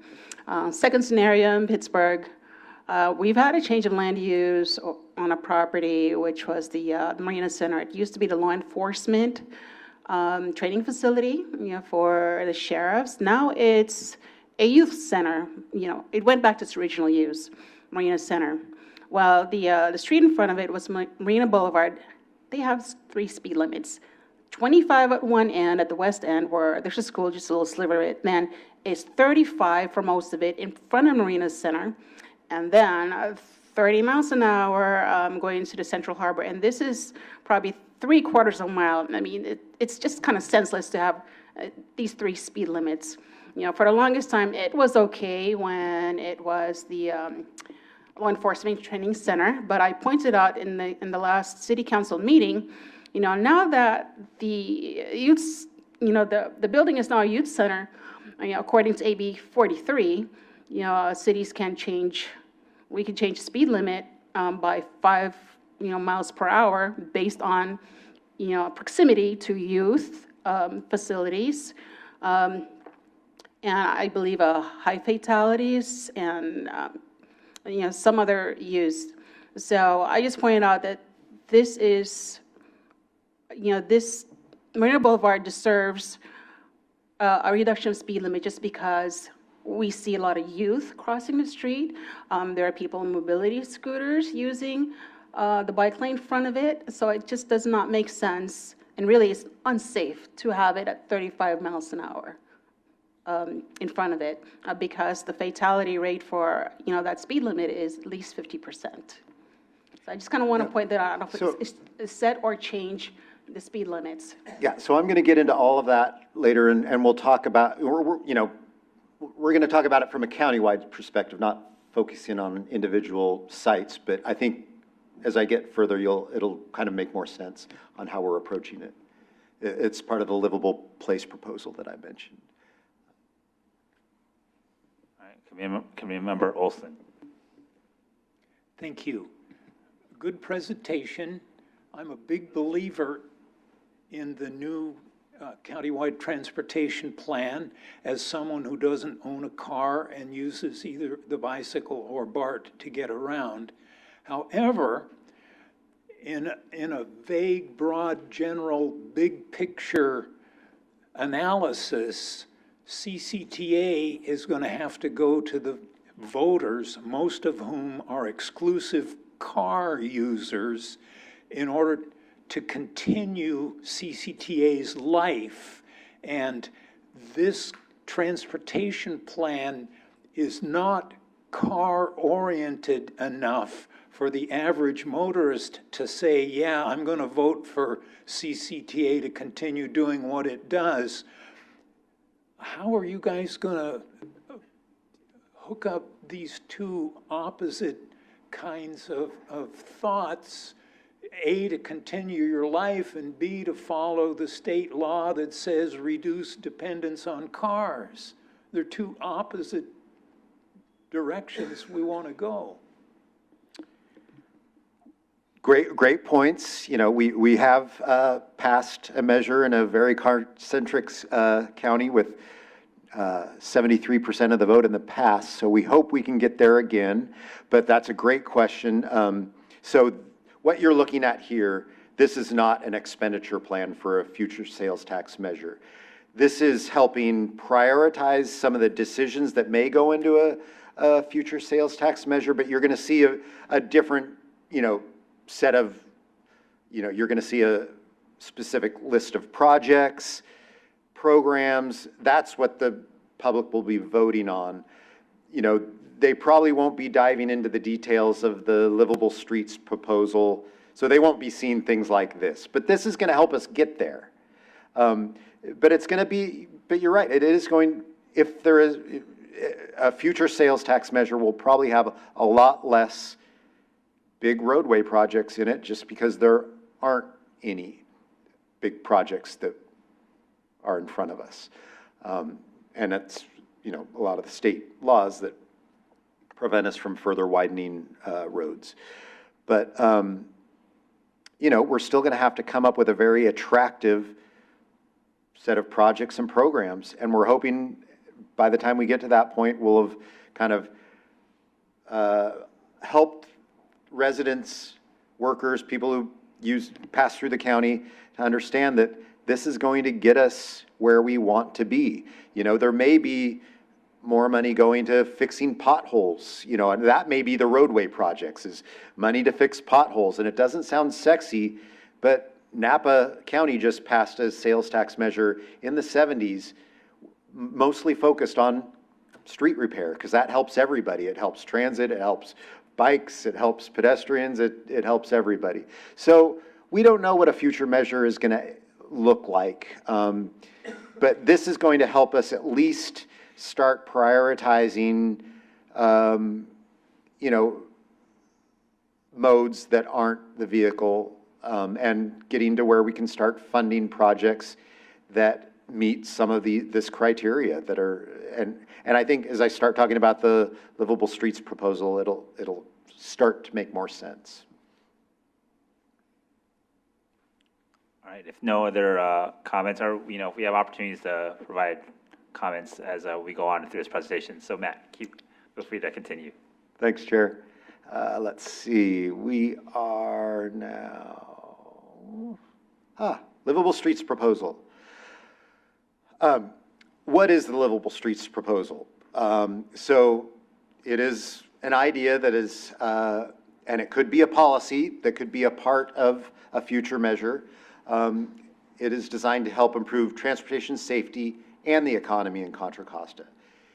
It improves safety by, like I said before, right-sizing vehicle movement to the surrounding context, just making it safer for people to get around. Creates economically thriving places. So it may not bring jobs, but it creates areas that are thriving. It aligns community vision for transportation with the local vision for land use. Increases transportation options and modes. It plans streets to move people and goods, as well as places for people to live, work, and enjoy. People aren't just moving through places. They sometimes want to be in a place. And it clarifies that each street has a specific purpose, and it may be multiple purposes, and that informs the planning, design, prioritization, and funding decisions. So since our last CTP, there's definitely been a paradigm shift in how we plan for safety. Now we're working under the safe system approach, where each death or serious injury is unacceptable and avoidable. Commitment to zero deaths and severe injuries on roadways was adopted by the feds, the state, the region, and CCTA in 2021. And really, it's not that complicated. It's very simple physics here. People are unlikely to survive crashes at high speeds. It's very simple. Lowering speeds is critical to reducing the forces and providing additional time for slowing. So you can see the little chart on the right, which really says it all. At 23 miles an hour, someone is, there's only a 10% chance of fatality for a pedestrian. You go up to 50 miles an hour, and basically 3 out of 4 folks are going to be killed in an accident. So pretty simple. So some of the external factors that have been affecting the way we plan, SB 743, that's the one that says you cannot add capacity to roadways because VMT, vehicle miles traveled, will increase. And that's the new metric under CEQA, replacing level of service.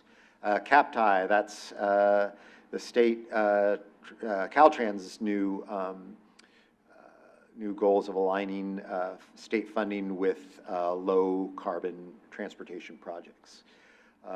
Bay Area, Plan Bay Area 2050, that's our regional RTP, has lots of strategies around clean vehicles and TDM. And then AB 1279 basically says we need to cut our greenhouse gases. So today, most streets in Contra Costa are oriented towards autofocus movement and access.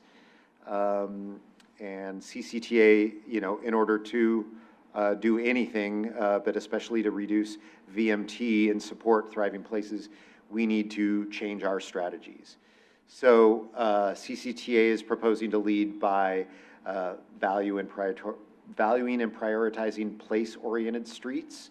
So places where people want to be, encouraging that coordination between transportation and land use so that we're doing our land use development around our transportation facilities, making multimodal trips more viable, and then creating clear planning and design expectations. So what should streets look like? How should they be designed?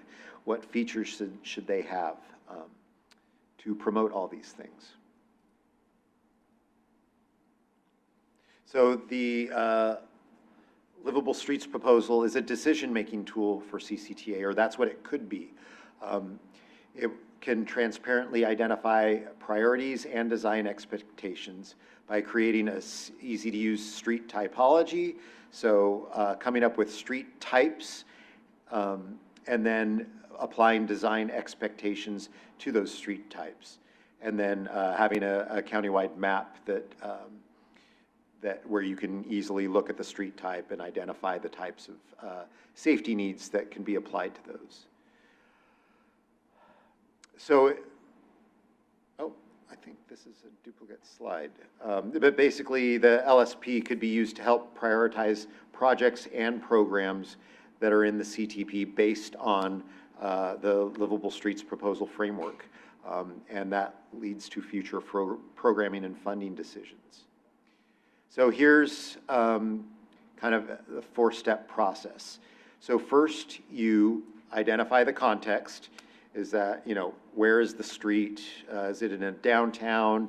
Is it, kind of in a rural area? Is it around a transit center? Then on that facility, set target speeds for vehicles and transit. So you may have a different speed target for vehicles versus transit. You may want transit to be moving faster than the other vehicles. Apply speed management tools. That can be a variety of things. That can be your signals, coordinated signals. That could be transit signal priority. In less busy areas, that could be, speed humps on the road. There's a whole variety of tools you can use. And then separate users in space and time. So separating those vulnerable users from faster moving vehicles is really the way to protect folks. And so we talked about land valuation and how that could be an attractive way for jurisdictions to look at this. And basically, and this is using a couple locations, 3 locations in Pittsburgh. So looking at the average taxable value per acre by road type. Looking at the top, we're looking at Old Town Pittsburgh, where you've got narrow streets, lots of different land uses going on. You've got restaurants, you've got housing, you've got schools. Those areas have the highest livability and the highest land value by a lot. You look at places like, like Leland Avenue, Railroad Avenue near Leland. You've got kind of some spread out land uses. You've got multiple uses, but they're all spread out with tons of parking and wide streets. That basically the land value drops by about a third in those locations. And then in areas, say Kirker Pass, very little land value there. People are just trying to get through as fast as possible. So, and here's where I think it starts to make sense. And you start, we have this is where the LSP, or the Livable Streets proposal really hits the ground. So you start coming up with typologies for the different types of streets. So the 4 different typologies are connector streets, core streets, neighborhood streets, and place streets.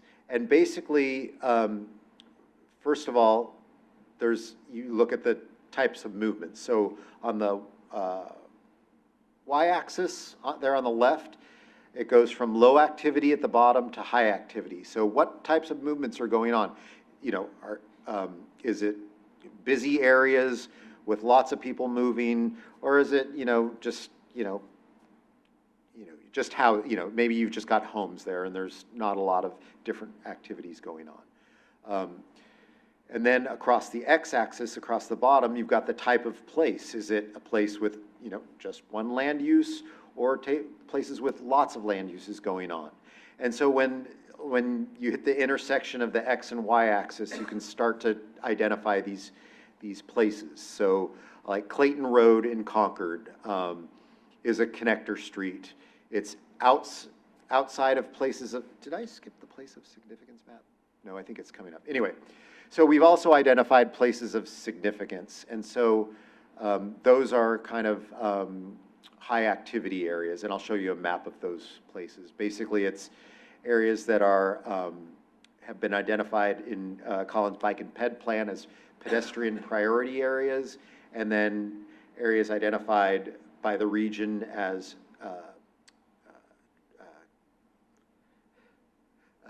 transit priority communities. And then the other one is PDAs, priority development areas. So areas that have either been locally nominated as places where development is going to take place, or that are transit hubs, or those are places of significance. So when a street is a kind of a major arterial outside of a place of significance, we're calling it a connector street. When it's inside a place of significance, it's considered a core street. And then we have place streets that are, now we're in the bottom right, which are arterials inside places of significance. And then the neighborhood streets is kind of the catch-all for kind of just local, neighborhood streets that don't fit into those other three categories. So here's a little more descriptor on each of the four categories. So connector streets are fast-moving inner city connectors, but maybe lined with residential neighborhoods. Core streets typically have, peak hour congestion, and today they're designed too fast, or designed for cars to go fast. Place streets are generally designed for, slower speeds, but you may want to even slow it down even more. You may want to encourage congestion in those areas. And I think I did skip the map. I'm not sure what happened to it. But we do have a map showing all those pedestrian priority areas. Sorry if I didn't include that. Anyway, so this is when we start to talk about the design. So what is expected in these locations? Well, here we're showing you existing, Clayton Road and Concord. So, upwards of 6 lanes. If we're looking at a project that might be going in on Clayton Road and Concord, this is a connector. We're considering this a connector street. So it should support auto throughput, but also provide options for other modes because it is in a priority area. So speed limits could be lower. These are all coulds. It's not saying you should do every single one of these. This is kind of a toolbox for the local agencies to consider, and also for potentially CCTA to consider when looking at the types of projects that are being proposed for these areas. So it could include lower speed limits, high visibility crosswalks, managing speed, whether that's reducing speed or managing it through technology, extended pedestrian crossing times, transit priority, removing those slip lanes that are dangerous for especially pedestrians, and then a separated bikeway to make it as safe as possible for bikes. So a core street, looking at 23rd Street in Richmond, this is basically in their downtown. So it should probably, right now it's designed to move cars. It's one way, but perhaps that can be changed. So bringing in some pedestrian scale lighting, high visibility crosswalks, and doing something with that road, whether it's a diet and cutting it down to 2 lanes from 3, or turning it into a 2-way road. Then applying a separate bikeway, curb extensions, bulb outs, and transit signal priority, of course, and then protected turn phasing for pedestrians and bicyclists to let them through. Then a place street. This is like, in an even smaller area. This is looking at Danville, so where you don't have a major auto throughput road. You've really just got kind of local serving streets here. What you might want to do there is, you might want to slow people down even further by extending the curb out, adding parklets, install a bikeway by removing parking, or you might want to move the bikeway to a parallel street. And then raised, they're called tables or mesas, raising your crosswalk so that it's almost a hump where autos have to slow down. So that's what it could look like, in these types of areas. And then in the neighborhood streets, it's probably reducing speed, adding those speed tables or speed humps, adding the curb ramps, and then appropriate lighting. So that is what the design expectations for the livable streets. And it really is a toolbox for the local agencies to be using when they are implementing a project on any sort of street. So here's kind of the next steps for the CTP and the business plan. As I mentioned, this is part of our phase 1 engagement. We're developing the blueprint. That'll all go through next month. And then we'll be bringing that blueprint to our board in May. Actually, we're starting that conversation in April with our board, but continuing through May. The business plan will continue through probably through the end of this year, and the CTP packages will be developed this summer and finalized late this year. And that will include a project list. So back to the discussion. Do you have any questions about the Livable Streets proposal? Do you agree that this is kind of a good way to be looking at prioritizing projects on our local streets and as a toolbox for how to design those streets? And then how should CCTA apply this in its funding and project delivery decisions? So a few questions for you. Happy to take any comments and answer any questions. Thank you for that presentation, Matt. Actually, do you have this question is actually for Jackie. It's a procedural question. I think we're about to lose a quorum in a couple minutes here. Is it possible to jump to the consent calendar, then jump back to this item, or should we just delay the consent calendar to the next meeting? I think it's your call. If you want to, we can push it, but we do have a hand raised in the audience as well for the item. I think we could come back to it and go ahead and jump on. I mean, usually we do have to finish the item out and then go back. So if we need to hear it at the next meeting, I think it should be okay. It is just the summary of actions. Okay, so yeah, maybe we'll just delay. We can add it to the next one. Yeah, that's fine. Yeah, okay. Thank you. Thanks. All right, so we'll continue with this item. Do any committee members have any questions or a response to Matt's questions on the screen there? Okay, committee member Riker. Thanks. Yeah, I think this is a neat idea for prioritizing projects. And I would even, instead of just saying prioritizing pedestrians and bicyclists in certain areas, to say, what are cities doing to encourage, like not just, okay, we're putting in the speed humps and the better lighting for pedestrians, but, you know, maybe we're putting up signs that say, people walk here, or, you know what I mean? Like, we talked about it earlier, making an identity as somebody who uses alternatives, and we're doing all this work to try and make it obvious, but I don't know if it's that obvious. When you see these things, I don't know if the regular driver says, oh, I should be slowing down because senior citizens or school kids are walking here, so. So not so much wayfinding, but like actual kind of some education? Yeah, like try walking here, or, you know what I mean? Like, maybe if it's a school zone, there's a rainbow crosswalk. I mean, like, think a little bit differently than just the typical NACTO has to be this or that. Like, make it obvious, like, oh, something's going on here. This is a daycare zone, or there's 2 senior centers right here. You know, like, make it obvious. Like, try thinking new ways to let people know what's going on. I don't know.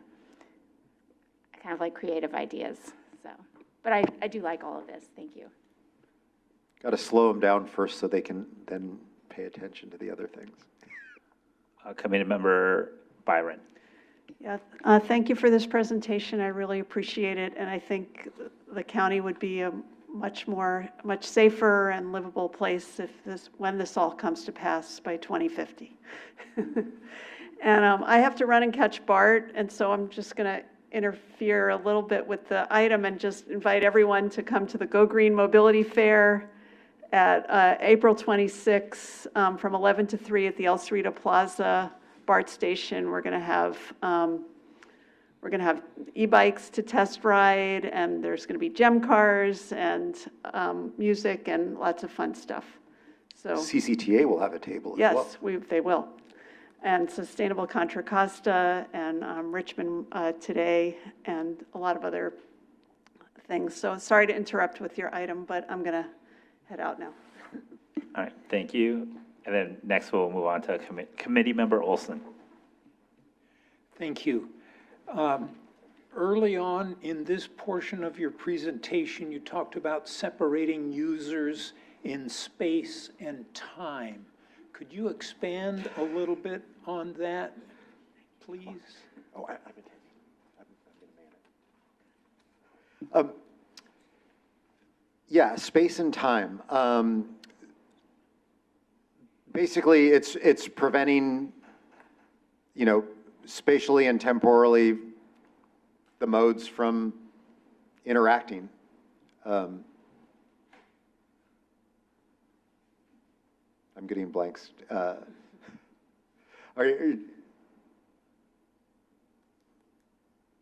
Does that not make sense? Yeah, that makes sense to me. Yeah, so. I mean, it's really just the idea of not allowing them to cross paths, timing-wise or space-wise.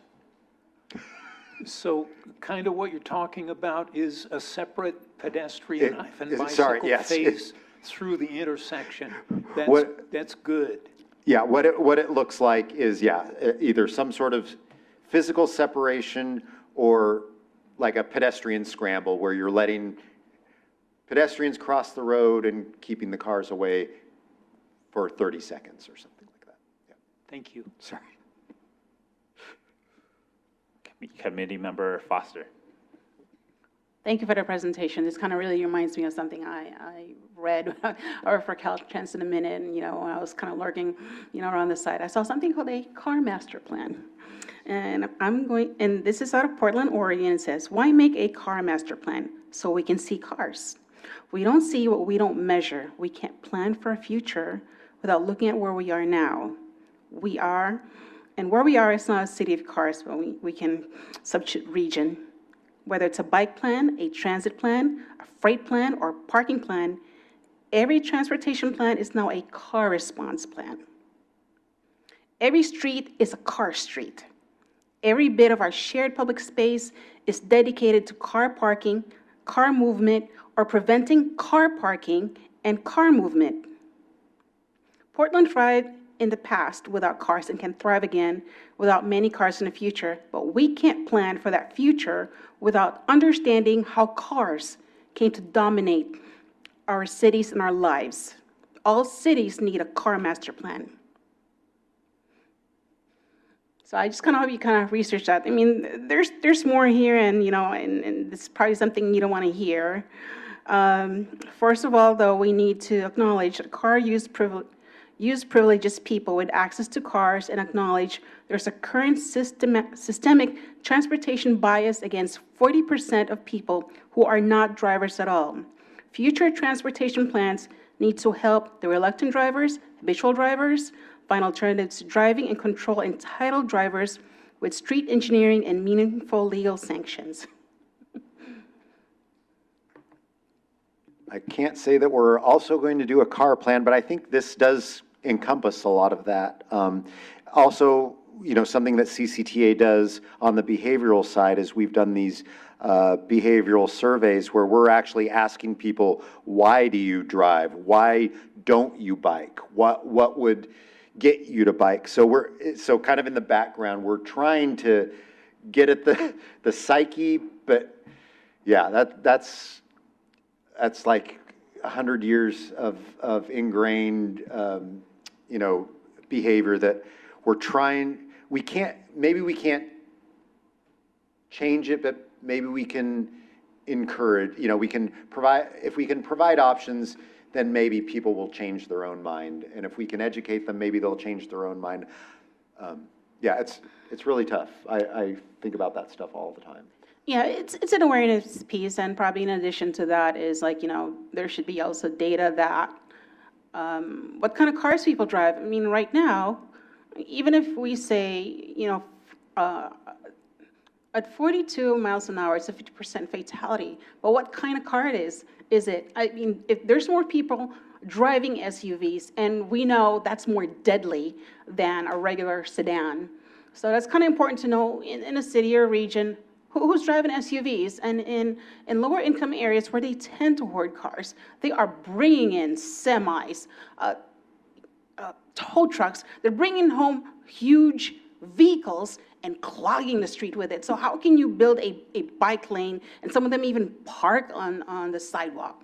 So how can you make, that street design when, some of these neighborhoods are clogged with vehicles, and a lot of them are industrial types?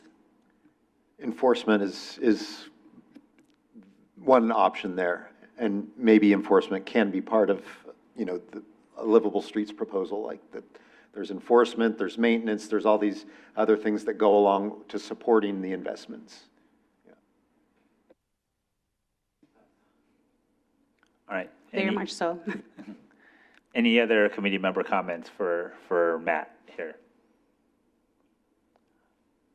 Okay, hearing none. Jackie, do we have any public comment?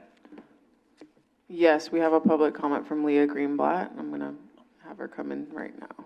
Okay, thank you.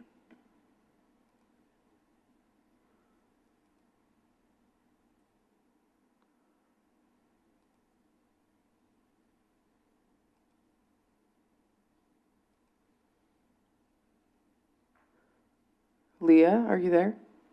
Yeah, it just takes a little time for it to switch from attendee mode to participant mode. Anyway, can you all hear me okay? Yes, we can hear you. Okay, great. Leah Greenblatt, I'm with the West Contra Costa Transportation Commission, and I am a CBPAC alternate. So first off, thanks, Matt, for the presentation.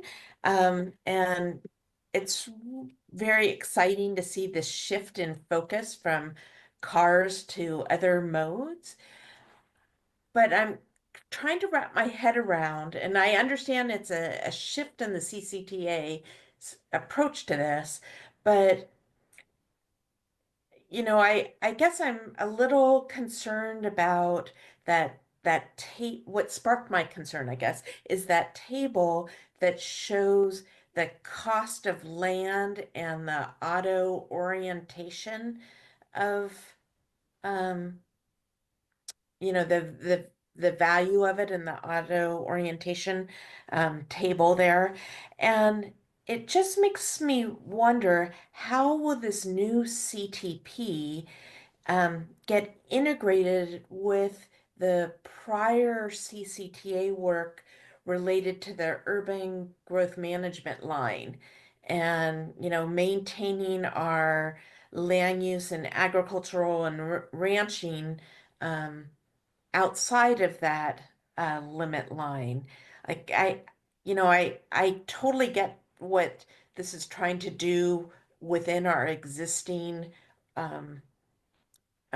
cities and towns, but I'm not sure if this could have some impact on or apply some pressure to expanding that growth limit line, for jurisdictions to get funding for a project, or they want to increase the value of the land for more developed land uses than undeveloped land uses. So I don't know if you guys have had a chance to look at that yet, but I'm just kind of wondering how that piece fits into it, how the growth management piece fits into this. I'm trying to understand your question. I guess you're saying if a jurisdiction, are you saying you think they could benefit themselves by expanding their urban limit line? Yes. And and improving their streets to increase land value outside the urban limit line? I guess such a key part of why Measure C and J were supported previously was because of this growth limit line. And so with this CTP and this change in direction, we haven't mentioned that at all. the growth limit line. So I'm trying to understand, could this potentially apply some pressure that we may not desire to change to expand that growth limit line? I mean, we aren't proposing anything as part of the CTP to change the urban limit line requirements. So, I mean, and we also didn't, You're not proposing, but it's like, could there be, like, have we looked at, and I think we should be looking at, does this shift somehow, could it affect the urban limit line? Sorry, I was calling it growth limit line, the urban limit line. I guess and what is happening with the urban limit line relative to this proposed new approach? Like, I don't want to see it get left behind. I want to make sure that we are focusing the investments on, in these urban areas. Like, I think all these proposed changes to roadways and stuff sound great, but I don't know if we've analyzed like how the urban limit line fits in there. The urban limit line is part of the growth management program. So these elements could become a growth management program requirement, just like having an urban limit line is currently a requirement. Being consistent with the livable streets proposal may also be a GMP requirement in the future. But I don't see, certainly the team in their conversations hasn't thought of any reason why the current growth management program and the urban limit line couldn't exist happily with the livable streets proposal. We didn't see any potential conflicts there. I think it would be helpful to incorporate that, because that's such a key part of what we do here, is thinking about this urban limit line and how, well, it's just something overarching that the CCTA has promoted for so many years. I'd like to see something in this about how you relate this CTP in this new direction to the growth management program and the urban limit line. Yeah, I think that's ultimately, that's part of the plan. The plan looks at how all these pieces will fit together. For this outreach effort, we've been presenting the livable streets proposal, kind of on its own, or at least how it fits in with the blueprint. But certainly the growth management program and how it fits in with all this will be part of the CTP itself. I think we will take a closer look at that in the CTP. I'm still not sure if I'm answering your question, Leah. Well, I don't expect you to have an answer today, but I'm just saying that this seems to be like, as you're presenting this information, I'm kind of seeing a little bit of this disconnect, and I think that it's something that needs to be addressed, and maybe that is in another phase of this project, but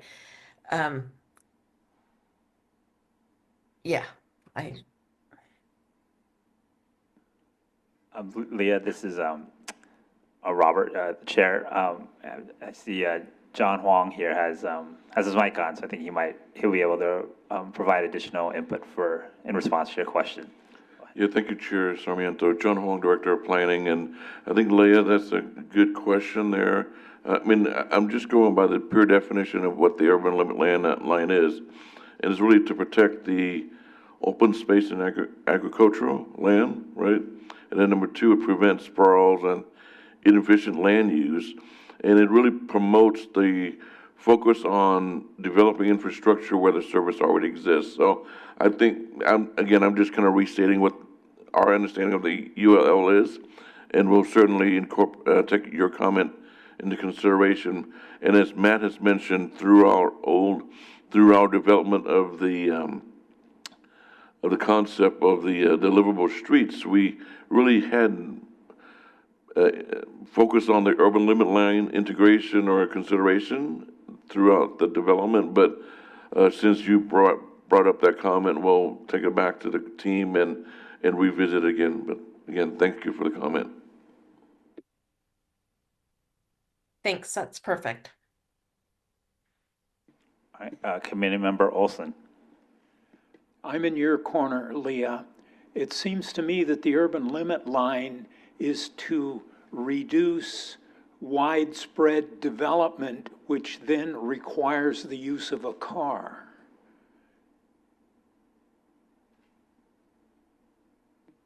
Just want everybody to understand that the urban limit line isn't going anywhere as part of this proposal. It is part of it. Okay, any other final committee member comments on this item? Okay, hearing none. Thank you, Matt, for that presentation. And then we'll move on to item D, which is other business / information sharing. Is there anything that the committee members or staff would like to share?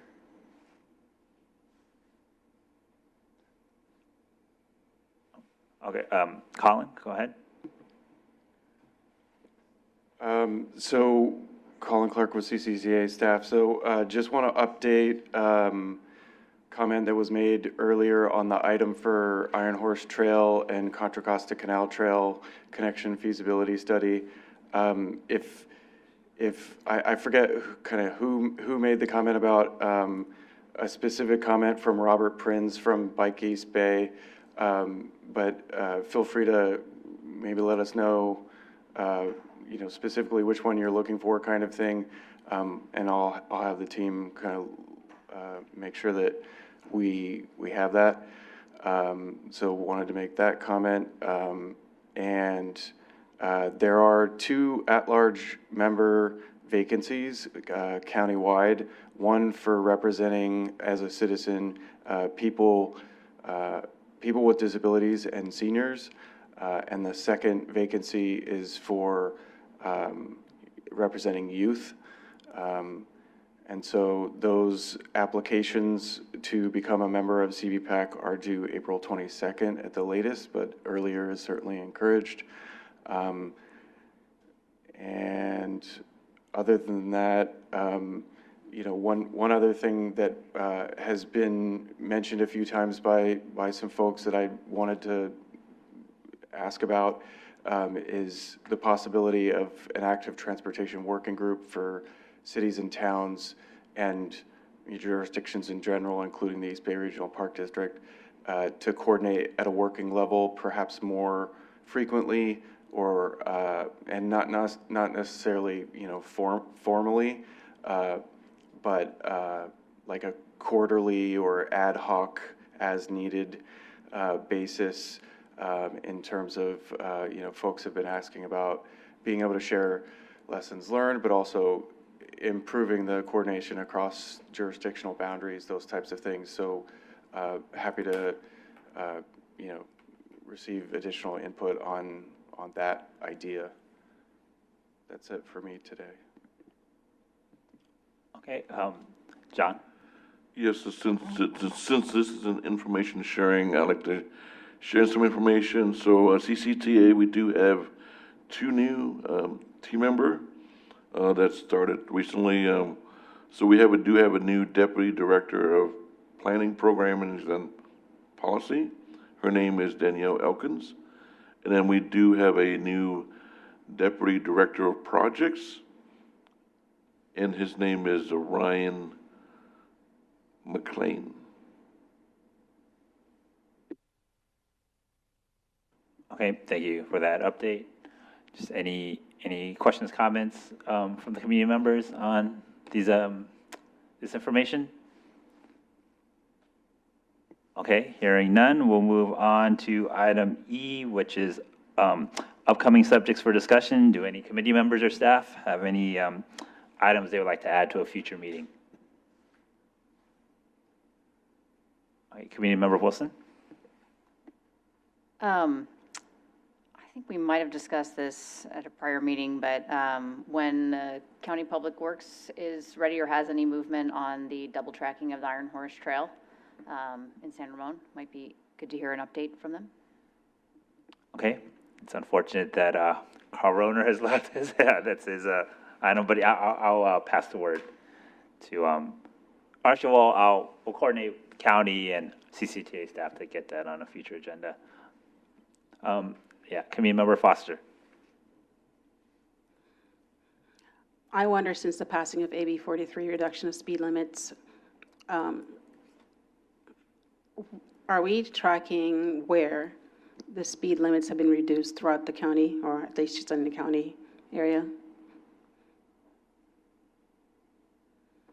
I'll pass that to Colin and John.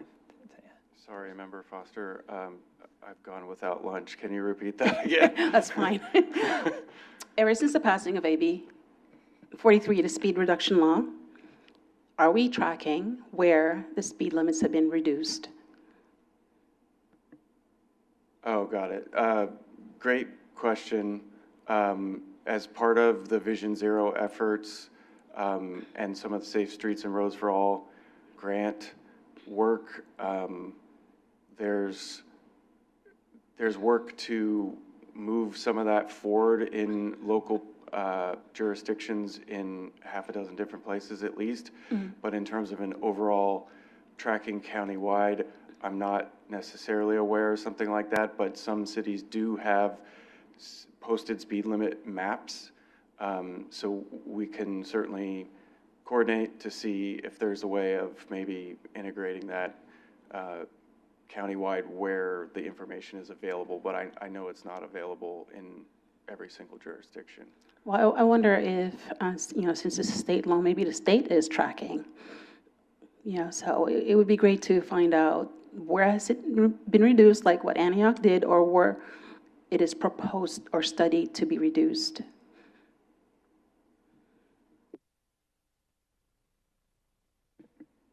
Okay, thank you for that comment. Yeah, I'll work with CCTA staff to see if we get an update on that on a future agenda. Okay, any other items to add to a future agenda? Okay, hearing none. Before we adjourn, just want to recap again. So for the consent calendar, the minutes of the January meeting, we'll just bump that. Correct, we'll add it to the following meeting, and we'll just have it both under the consent to approve. Okay, thank you. So with that, we reached item 5, which is adjournment. We have, at least on my clock here,